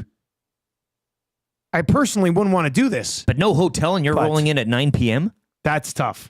Then you're just hanging out at Huss's place. Maybe that was the play, eh? Yeah, maybe. That's a fun one, though. I'd go to Mr. Ritz Cracker. See what he's up to. 780-218-9999. You can keep hitting us up there. We've got an update coming up. Ryan Rishaug, who Dregs was taking shots at earlier today. My goodness, Dregs. Unacceptable. Marmot Basin Snow Report still to come. The wrap for William Huff as well. Ryan Nugent-Hopkins, a 3-point game. Who the hell are you all of a sudden? He's back. We'll get into that with Ryan Rishaug from TSN and the Got Your Back podcast on the other side of this sports update for a place where it's always game day. Century Casino, Sports Bar and Lounge. Earlier this morning, Rory McIlroy capturing the Players' Championship after defeating J.J. Spaun in a 3-hole playoff. McIlroy's 28th career PGA Tour win, second this season after claiming victory at the Pebble Beach Pro-Am in February. Spaun, he remains with one career tour win, which came at the Valero Texas Open in 2022. The Oilers victorious, capping a 4-game road trip last night with a 3-1 victory over the Rangers. They'll be back home to host Utah tomorrow. Utah over the Canucks 3-1 yesterday. Red Wings shutting out Vegas 3-0. Jets over the Kraken 3-2 in overtime, and Colorado over the Stars 4-3 in overtime. 5 games in the NHL tonight, including the Kings on the road in Minnesota, while the Leafs host the Flames. Cavaliers win streak snapped at 16. They fall 108-103 to the Magic yesterday. OKC, meanwhile, have wins in 10 of 11. They defeat the Bucks 121-105. Back over to golf. Semifinals from TGL Golf will begin tonight. New York takes on LA at 5. The other semi goes tomorrow when Atlanta Drive faces off against the Bay. Jamar Chase and T. Higgins both staying in Cincinnati. The Bengals extending both receivers. Chase a 4-year, $161 million deal. Higgins 4 years, $115. And back over to hockey, the Oil Kings with a road win over the Hitmen, 8-4 yesterday. They'll cap out the regular season in Lethbridge Friday and back home here Sunday against the Red Deer Rebels. Sports update presented by Centric Casino Sports Bar and Lounge with wall-to-wall TVs, daily food and drink specials. It is the place to be for every Oilers game. Every day is game day at Centric Casino Sports Bar and Lounge.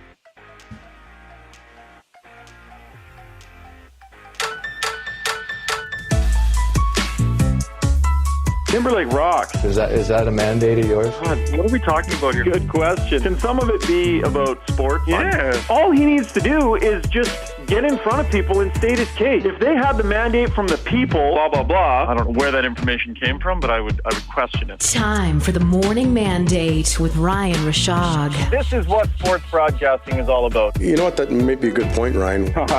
You broke the story, Ryan. Rishaug is one giant 6'2" pile of Charmin.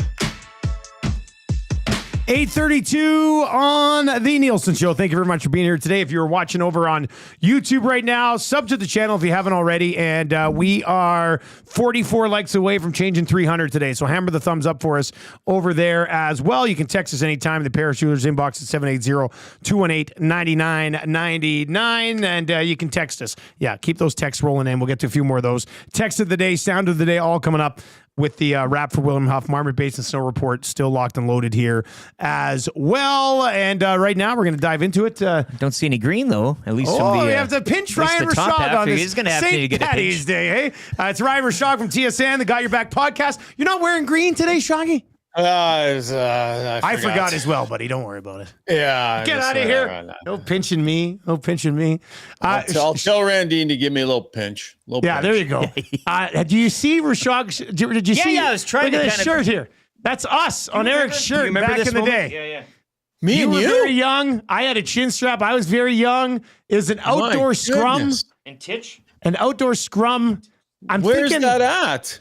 Well, did they do Lucic outdoors? Didn't they do somebody on a rooftop? Remember they did somebody on a rooftop? Was that Lucic? Oh, yeah, Lucic was on a rooftop. Remember, I think. wasn't he like overlooking construction of the rink?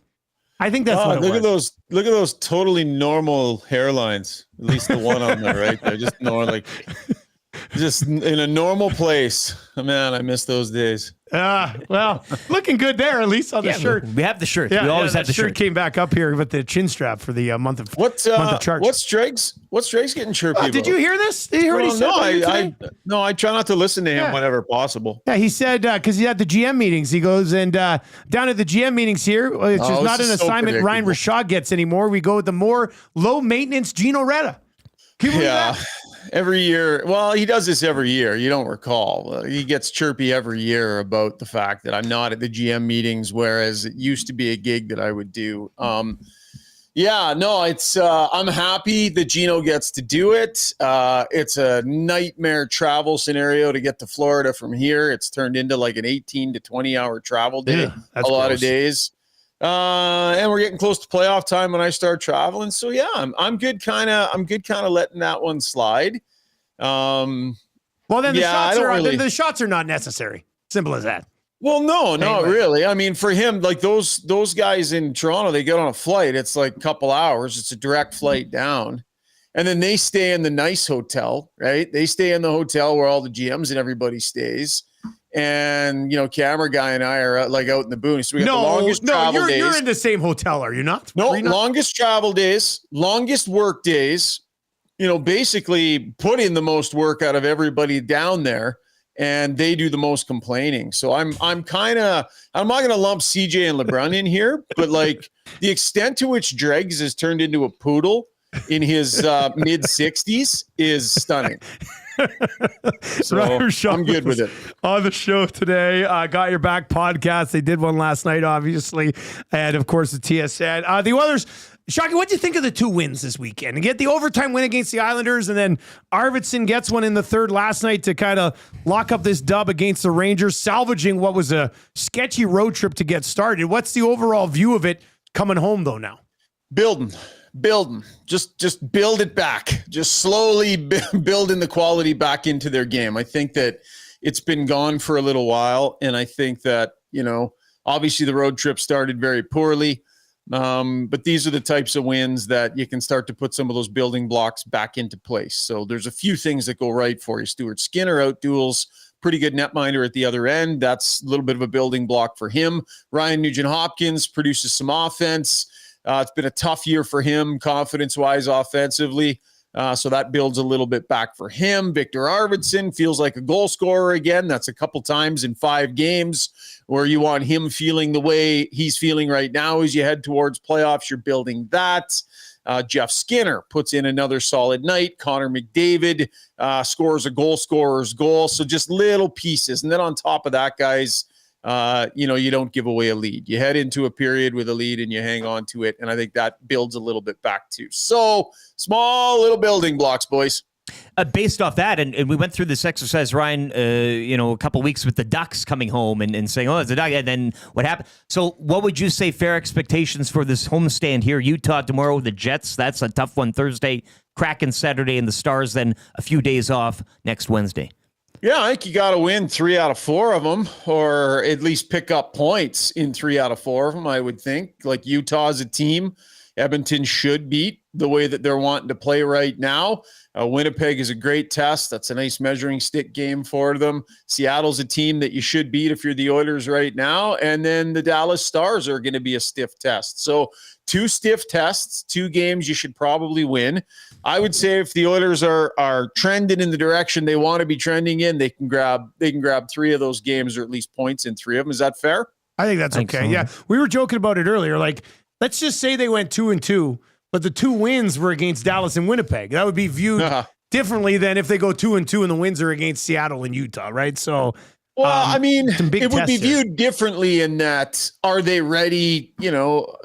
Those are more measuring stick games, and you test yourself against other really, really good higher end teams. The other ones would be, can you get out of your own way or not? Yeah. And that would be an issue for them. If you can't get out of your own way and come out and play a good, solid game, you're not in control of your game. If you can't beat teams that you should beat, you're not in control of your game. So I wouldn't let them off the hook quite to that degree. But yeah, if you could pick a couple of the wins, sure, you'd want them to beat Dallas and you'd want them to beat Winnipeg. But they got to take care of their business in a more meaningful way. Remember where the bar is for this team, guys. I mean, this was one of the better teams in the league for a stretch of months this season. And so I think the bar should be a little higher. It's interesting because when you mentioned building blocks, who are we waving at? Who'd we say hi to? Murray McCourt. Oh, what's up, Murray? Yeah. Murray McCourt. Tell Murray I say hi. Hey, Ryan says hi, Murray. He says, oh, hi, Schwager. Okay, so when you mentioned building blocks, the first thing I thought was, they didn't give up much defensively in these last 2 games, which is something that but where are you at on the offense of the group right now as well? Because I think they've scored, like over 3 goals once in the last, so where are you at offensively with the group? Yeah, they're not feeling it the way they normally do. Yeah. Their goals for, they're not scoring at the pace that they normally do. But some of these blocks that I'm talking about maybe start leading towards feeling that a little bit more. The power play, though, they grabbed one. I think overall, just the way the power play's been snapping it around and such, it's just not kind of with the same level of confidence and efficiency. Like, I think some of it has to do with Connor McDavid, right? I mean, he drives the offense in a lot of ways, and when he's feeling it and when he's putting up points at the pace he normally is, well, that means Zach Hyman's putting up points at a higher pace. Usually means Nugent-Hopkins is putting up points at a higher pace. So a little bit of it, I would say, is in Connor McDavid, although he's on a point streak and he's still, by every other metric other than just the Connor McDavid metric, he's been great. So a little bit there, but the secondary scoring is an issue. Like, how many guys do they just have that are in these abysses? I mean, obviously we've seen Arvidsson and Skinner this season. They were supposed to be a secondary layer of scoring that hasn't been there. Then you've got other guys that should be chipping in much more regularly than they are right now. And Leon Draisaitl's got the entire operation on his back right now. So I think as some guys maybe if they start to come out of their slumber a little bit towards the end here, it'll take some pressure off. But a lot of it starts with McDavid just kind of getting back into that McDavid mode. Yeah, like Ryan Nugent-Hopkins, the 3 assists that he had, big for him. He has 9 points combined since February 1st, including last night's game, and just 1 goal, right? So you hope that maybe the game yesterday, helps him find a little bit of confidence, because 1 goal since February 1st for not even Nuge, close. you can't, that's unacceptable. That's not even close to where Ryan Nugent-Hopkins should be. So yeah, a game like that maybe can kickstart him a little bit. This was a debate we had last night on the show. So you've got him at third line center, and Chris Knobloch's made it clear. He likes what it does to his game when he plays center. He's got to get the feet going, right? You got to get the feet going. You touch the puck more as a center, right? You're the support guy on the breakouts. You normally touch it coming out of your zone. You have the puck on your stick a lot more. And when Nugent-Hopkins plays with McDavid, maybe it's, he goes long stretches where he's not the primary touch guy. So do you leave Nugent-Hopkins in the middle because you like what you're seeing from him right now?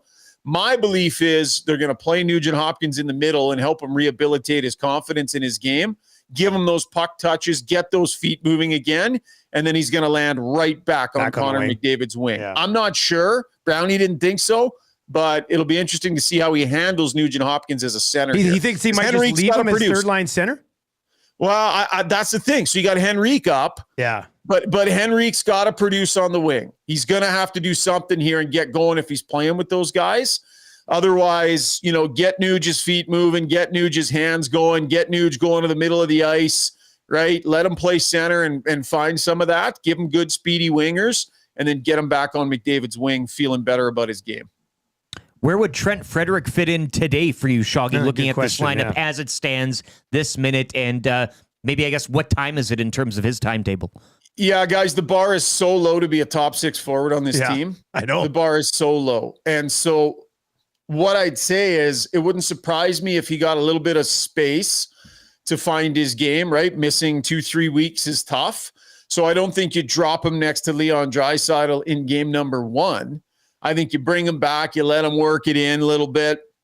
And the minute he looks like he's finding his game, the minute he looks like he's capable of it, it'll be like you won't be able to snap fast enough, and he'll be in the top 6. I mean, the bar is just that low. They've got guys who are like 4th line players playing in their top 6 right now. I know Hyman was hurt, but like the next option was Kapanen to slide up. Still, we've seen Paul Rolson up there all year. Yeah. We've seen, like that. That's the other thing. I mean, Jeff Skinner, like, I don't know what this guy is going to have to do. What happens with Skinner next year, Shoggy? What do you think? Like, I thought he was engaged yesterday. That's the thing. I don't know. I can't predict it because it's not making hockey sense to me. And I think Chris Knobloch has great touch. I think he's shown, over the years that he knows what to do at this lineup. So I like a lot of what he does. I can't figure out what the plan and the program is here with Jeff Skinner. Like, there is such, he'll look like he's playing well and he gets healthy scratched. He'll score a goal and he gets healthy scratched. You've got Kasperi Kapanen up in the top 6. Jeff Skinner comes out and draws a couple penalties, looks like he's got some jump, and doesn't get the benefit that any other top 6 forward would get. Oh, you look like you brought the right stuff tonight? Up you go. Here you go. Nope, does not happen with Jeff Skinner for some reason. So I don't know if it's that guys don't love playing with him. I don't know what's going on, but it's not making hockey sense what we see happen with Jeff Skinner on the ice and the way his minutes are deployed and who he gets to play with. It doesn't make sense to me. So, I mean, let's wait and see. Good on him, though, because he continues to swim upstream. By all accounts, he's doing the right things behind the scenes. The attitude is right. And it's just like, just keep swimming, man. At a certain point, he's going to have a couple of big moments that are going to give the staff no choice but to put him there. I don't know if they're coming or not, but he's definitely looking like he's doing what he can to make them happen. We won't talk with you again before, at least we think, Ekholm returns. So what do you think happens with the blue line when he's back, buddy?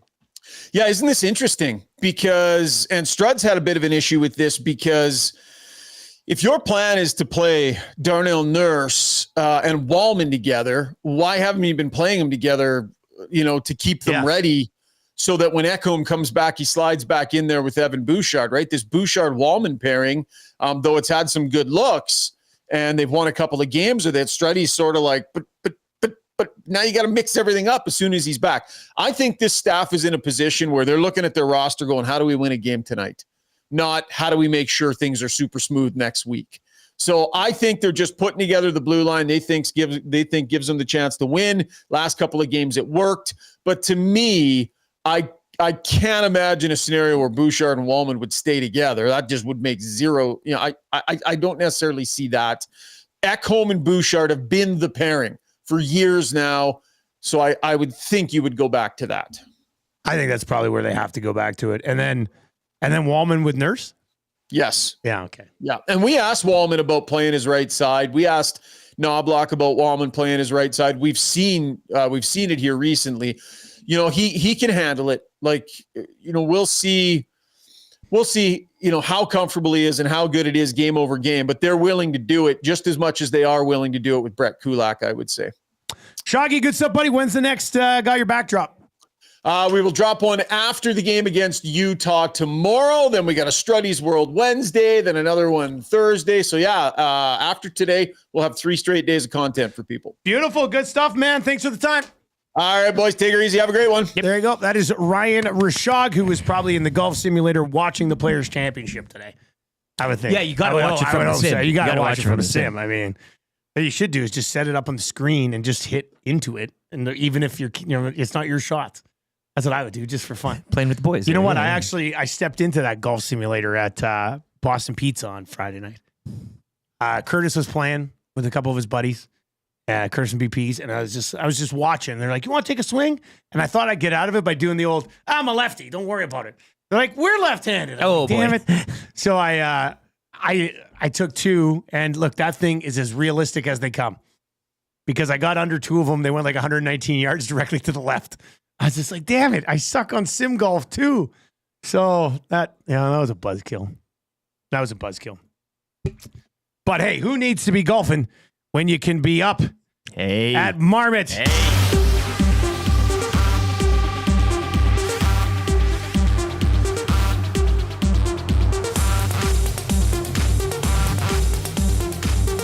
So stoked. Like, winter's here.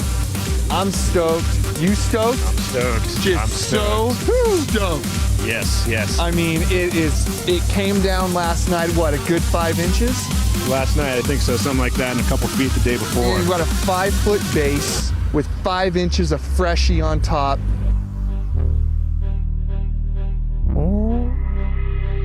8:48. Snow report. Today, they say, is a good day for sunglasses on the hill. I like that. Skies mainly clear. -11 at 7:30. Expecting a high of -7 today in snow conditions. Fabulous. 1 centimeter of new snow last night. 79 centimeters of new snow in the past 11 days. Settled snowpack, 117 centimeters. All lifts are operating. All lifts are spinning. 21 runs groomed last night, and more snow in the forecast for Thursday. Check out all the details, skimarmot.com. You should have read it in that Irish accent. A great day to be on the hill. I'll meet you at the old chalet. In the poop. In the poop. Makes my day.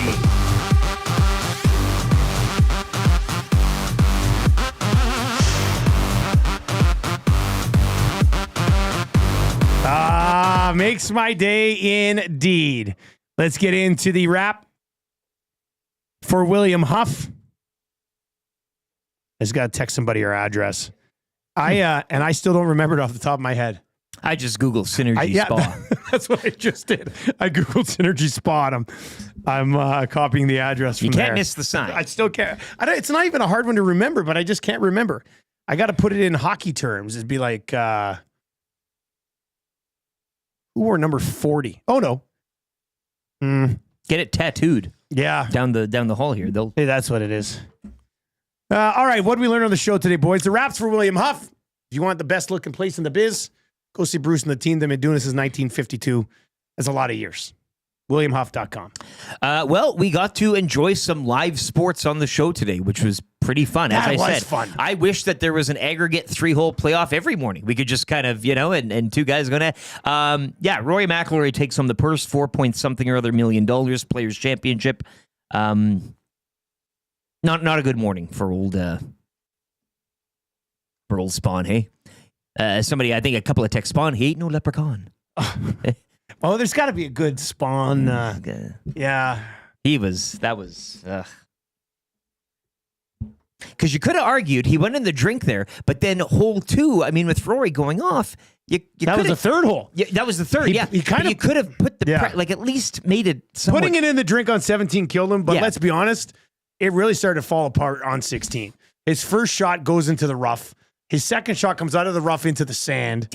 His sand shot wasn't great either. Like JJ Spawn he just didn't have it today.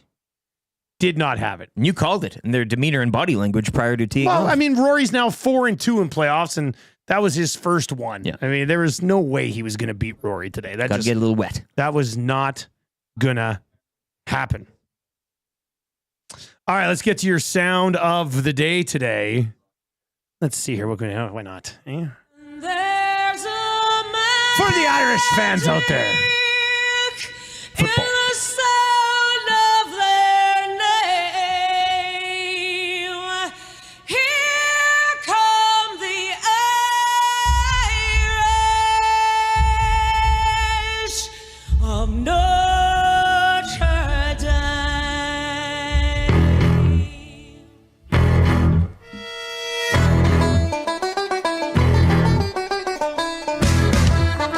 To mention their jerseys on the green jersey question. Yeah, OC Penpacker mentioned your alma mater. Yeah. A jolly good time. I really should have worn green today, boys. I am sorry. Pinch me. But not up here on the arm. Pinch me, Pius. Not that. On the bare skin or no, on on the arm skin. Don't pinch me hard, though, buddy. I'm too scared. Come on, get it to me. Ah! I got you good. And people are like, why are you wearing green? Show people you are wearing green pants. Like you got green lines on those pants. And a little bit of green on here, too. So I just kind of... I got you right under the tricep there. Yeah. Hey, remember that pain for next year. Usually there's so muscles there. I don't know. You got such a good little pinch. It was tough to grab anything. Yeah, of course. Because of the pipes. It's very stretched. Yes. All right, text of the day today. This one's good. No text handle. When's the last time we had a no text handle in text of the day? It looks like JJ... Wait a sec. Let me get this right. Hang on. Wait. I gotta get this. I gotta get this set up. I gotta deliver this. Oh, I think I see it. You see the one I'm looking at? Yeah. Where's my CSI? Here we go. It looks like JJ couldn't respond. That's the one. That's the text of the day for A&W. Looks like JJ couldn't respond. Get it? Because his name's JJ Spawn. That's why it was a hilarious text. It's going to win text of the day today for A&W, where the Stacker Burgers are back. Lettuce, tomato, onion, pickle, secret sauce. That looks nice. Single stacker, $3.99. Double stacker, $4.99. Triple stacker, $5.99 if you're a hungry boy or girl. And they're available for a limited time only at Canada's original burger chain. We've been doing this since 1956. Head to A&W today. Guarantee when A&W first launched in 1956, they're like, who could we use to put up all the marketing promotions and wraps in our stores? Yeah. And they're like, well, what about this little company, William Huff, that's been around for 4 years? They've been in business for 4 years. Yeah. Let's go use them. Yeah. That's probably exactly how it went down. Jeff Carew says, guys, can you please hit me with Charlie the Chinstrap Penguin, if you please? We have a bit of time. Some pinstrap. Pinstrap. The weirdest month is upon us. Charge. Charlie the Penguin. Chinstrap Penguin. Charlie the Penguin. Chinstrap Penguin. Charlie the Penguin. Chinstrap Penguin. I remember my first toy penguin. Hello. My name is Charlie the Chinstrap Penguin. Because I'm a Chinstrap Penguin. Charlie. Chinstrap is an aphrodisiac. Confirm. Everything about it is perfect. There's good chinny and there's bad chinny. Yeah. I'm sure Ryan Rishaug Probably shaving in the hot tub as we speak. There you go. Beautiful. Charlie the Penguin. Chin strap penguin. Charlie the Penguin. Chin strap penguin. Charlie the Penguin. Chin strap penguin. Sketchy animal mascot. Charlie the Chin Strap Penguin. That's a church mascot. I love that penguin. The animal world. Happy church, everyone. Help us end the stigma. Hey now, grow a chin strap. Daddy the chin strap daddy. Charlie the Penguin, Chin Strap Penguin. Charlie the Penguin, Chin Strap Penguin. Charlie the Penguin, Chin Strap Penguin. Charge. Man, that worked out perfect in there. It died down just for a second. We worked in the Muzz with her take. Daddy the chin strap daddy. Daddy the daddy. You have to get her and Chief in the booth. Maybe they can do a remix. No. Shane in a vac trek says Friday and Saturday had the best snow conditions I have rode at Marmot in over a decade. Whoa. Makes my day. That sounds pretty good, actually. I like that. Strummy says this is getting more. Whoa. Strummy. Strum. Not you, man. No SGs in here. I got him. Strummy straight into a timeout. Also lets me use my new, this is Strummy to me right now. I will continue to swear, Dustin. You've been waiting for that. I was waiting for it all day. I was waiting for somebody to give me an SG so I could use this from Eastbound and Down. I will continue to swear, Dustin. I will continue to swear, Dustin. All right, the hangout is coming up. Yeah, Murray's got some green. Murray McCourt. More of a pastel green, I think. Like more. Is he wearing a little bit of green, though? Is Matty Iwanek wearing green? Oh, yeah. Of course. He didn't get pinched. Who else is? Oh, yeah, there you go. Who else on the hangout? You, Murray? Brendan? Brendan in the house today, Does too. he got green on? A big moment for Brendan. Technically, if you watch the hangout today, you'll see that Matty got a little bit of sun during his vacation. Holy heck. Hey? Yeah. All right, what are we watching tonight, boys? Oh, the trophy's here, too. Look at this trophy, eh? This is our Heavy Hockey Showdown Championship trophy. Fill her up. Took both games this weekend. Watch the hangout today. Oh. Get some finished long drink and some 6 o'clocker lagers in there. Get the goggles out. And I got a 2.6 of spiced rum that Marshall's team gave me for coaching them this year. Pour the whole thing. I'm gonna pour it in there and drink the whole thing. It is St. Patty's Day. Yeah, Lock Shop's gonna be hilarious. Lakers Spurs tonight dominates your NBA viewing. That is what I will be watching tonight. Kings also in action, and Flames and the St. Pat's Leafs. Hey, they got the St. Pat's jerseys on. Have you been watching that show on Apple TV with what is it called? They're like workers and they're like but their memories are split. No. What's it called? Not adolescence. It's called anyway, people have been saying that show's really good. I might have to start giving that one up. I'm still in the midst of rewatching North of 60 on the PVR. You are. You're still catching up. Yeah, you're still catching up. All right. That's going to do it for the show today. Turn on. Where are we at? Did we change 300? I'm going to be pretty disappointed if we didn't bang through 300 here. We're 7 away. Yeah. Hammer the thumbs up for us. The Oilers, look, Trev's locked and loaded. He's ready to go. The Edmonton Oilers win 2 in a row. They're back. Have a great Monday show. We can't even hit 300 likes. What is this? Hammer those thumbs up. We had live golf on the show this morning. Live golf. Severance. That's what it's called. Thank you, Jason. Lots of people enjoying your play-by-play as well in the the coverage. I'd rather do golf play-by-play than curling, I think. Yeah, you're more of a golf guy. Well, I know golf more than curling. I enjoy watching both. Yeah, Severance. That's it. People say it's great. I want to, I think I'm going to check that out here at some point. There we are. Changing 300. Hit it, Trevor, out of here.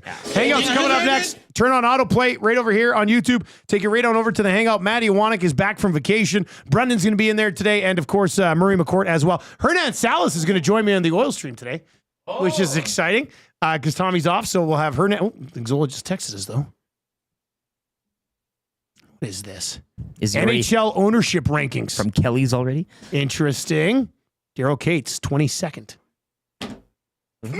Not good. We'll discuss on the oil stream today. Hangout's coming up. I'll be back with the Lock Shop oil stream to follow. EST afternoons from 1 to 3. And the Reed Wilkins show today from 3 to 6. Have a good trip. Yeah, I will talk to everybody, I guess, for the morning show. I'll be back next Wednesday after a trip down to it's going to be fun. Our family's going. My mom and dad are coming. My sister, one of my sisters and her 2 kids are coming. And my brother-in-law. And it's going to be all great. One room. We're staying in a double bedroom. And we're all going to be jammed in there pretty good. Yeah. So, looking forward to it. The kids are pumped. I'm pumped. I mean, who am I kidding? I'm pretty pumped, too. For you two, Trev, Lieutenant Eric, I'm Dustin Nielsen. By the time I come back, the Oilers would not have lost a game. That's my prediction. They're going to win all the way through while I'm gone. Take it easy.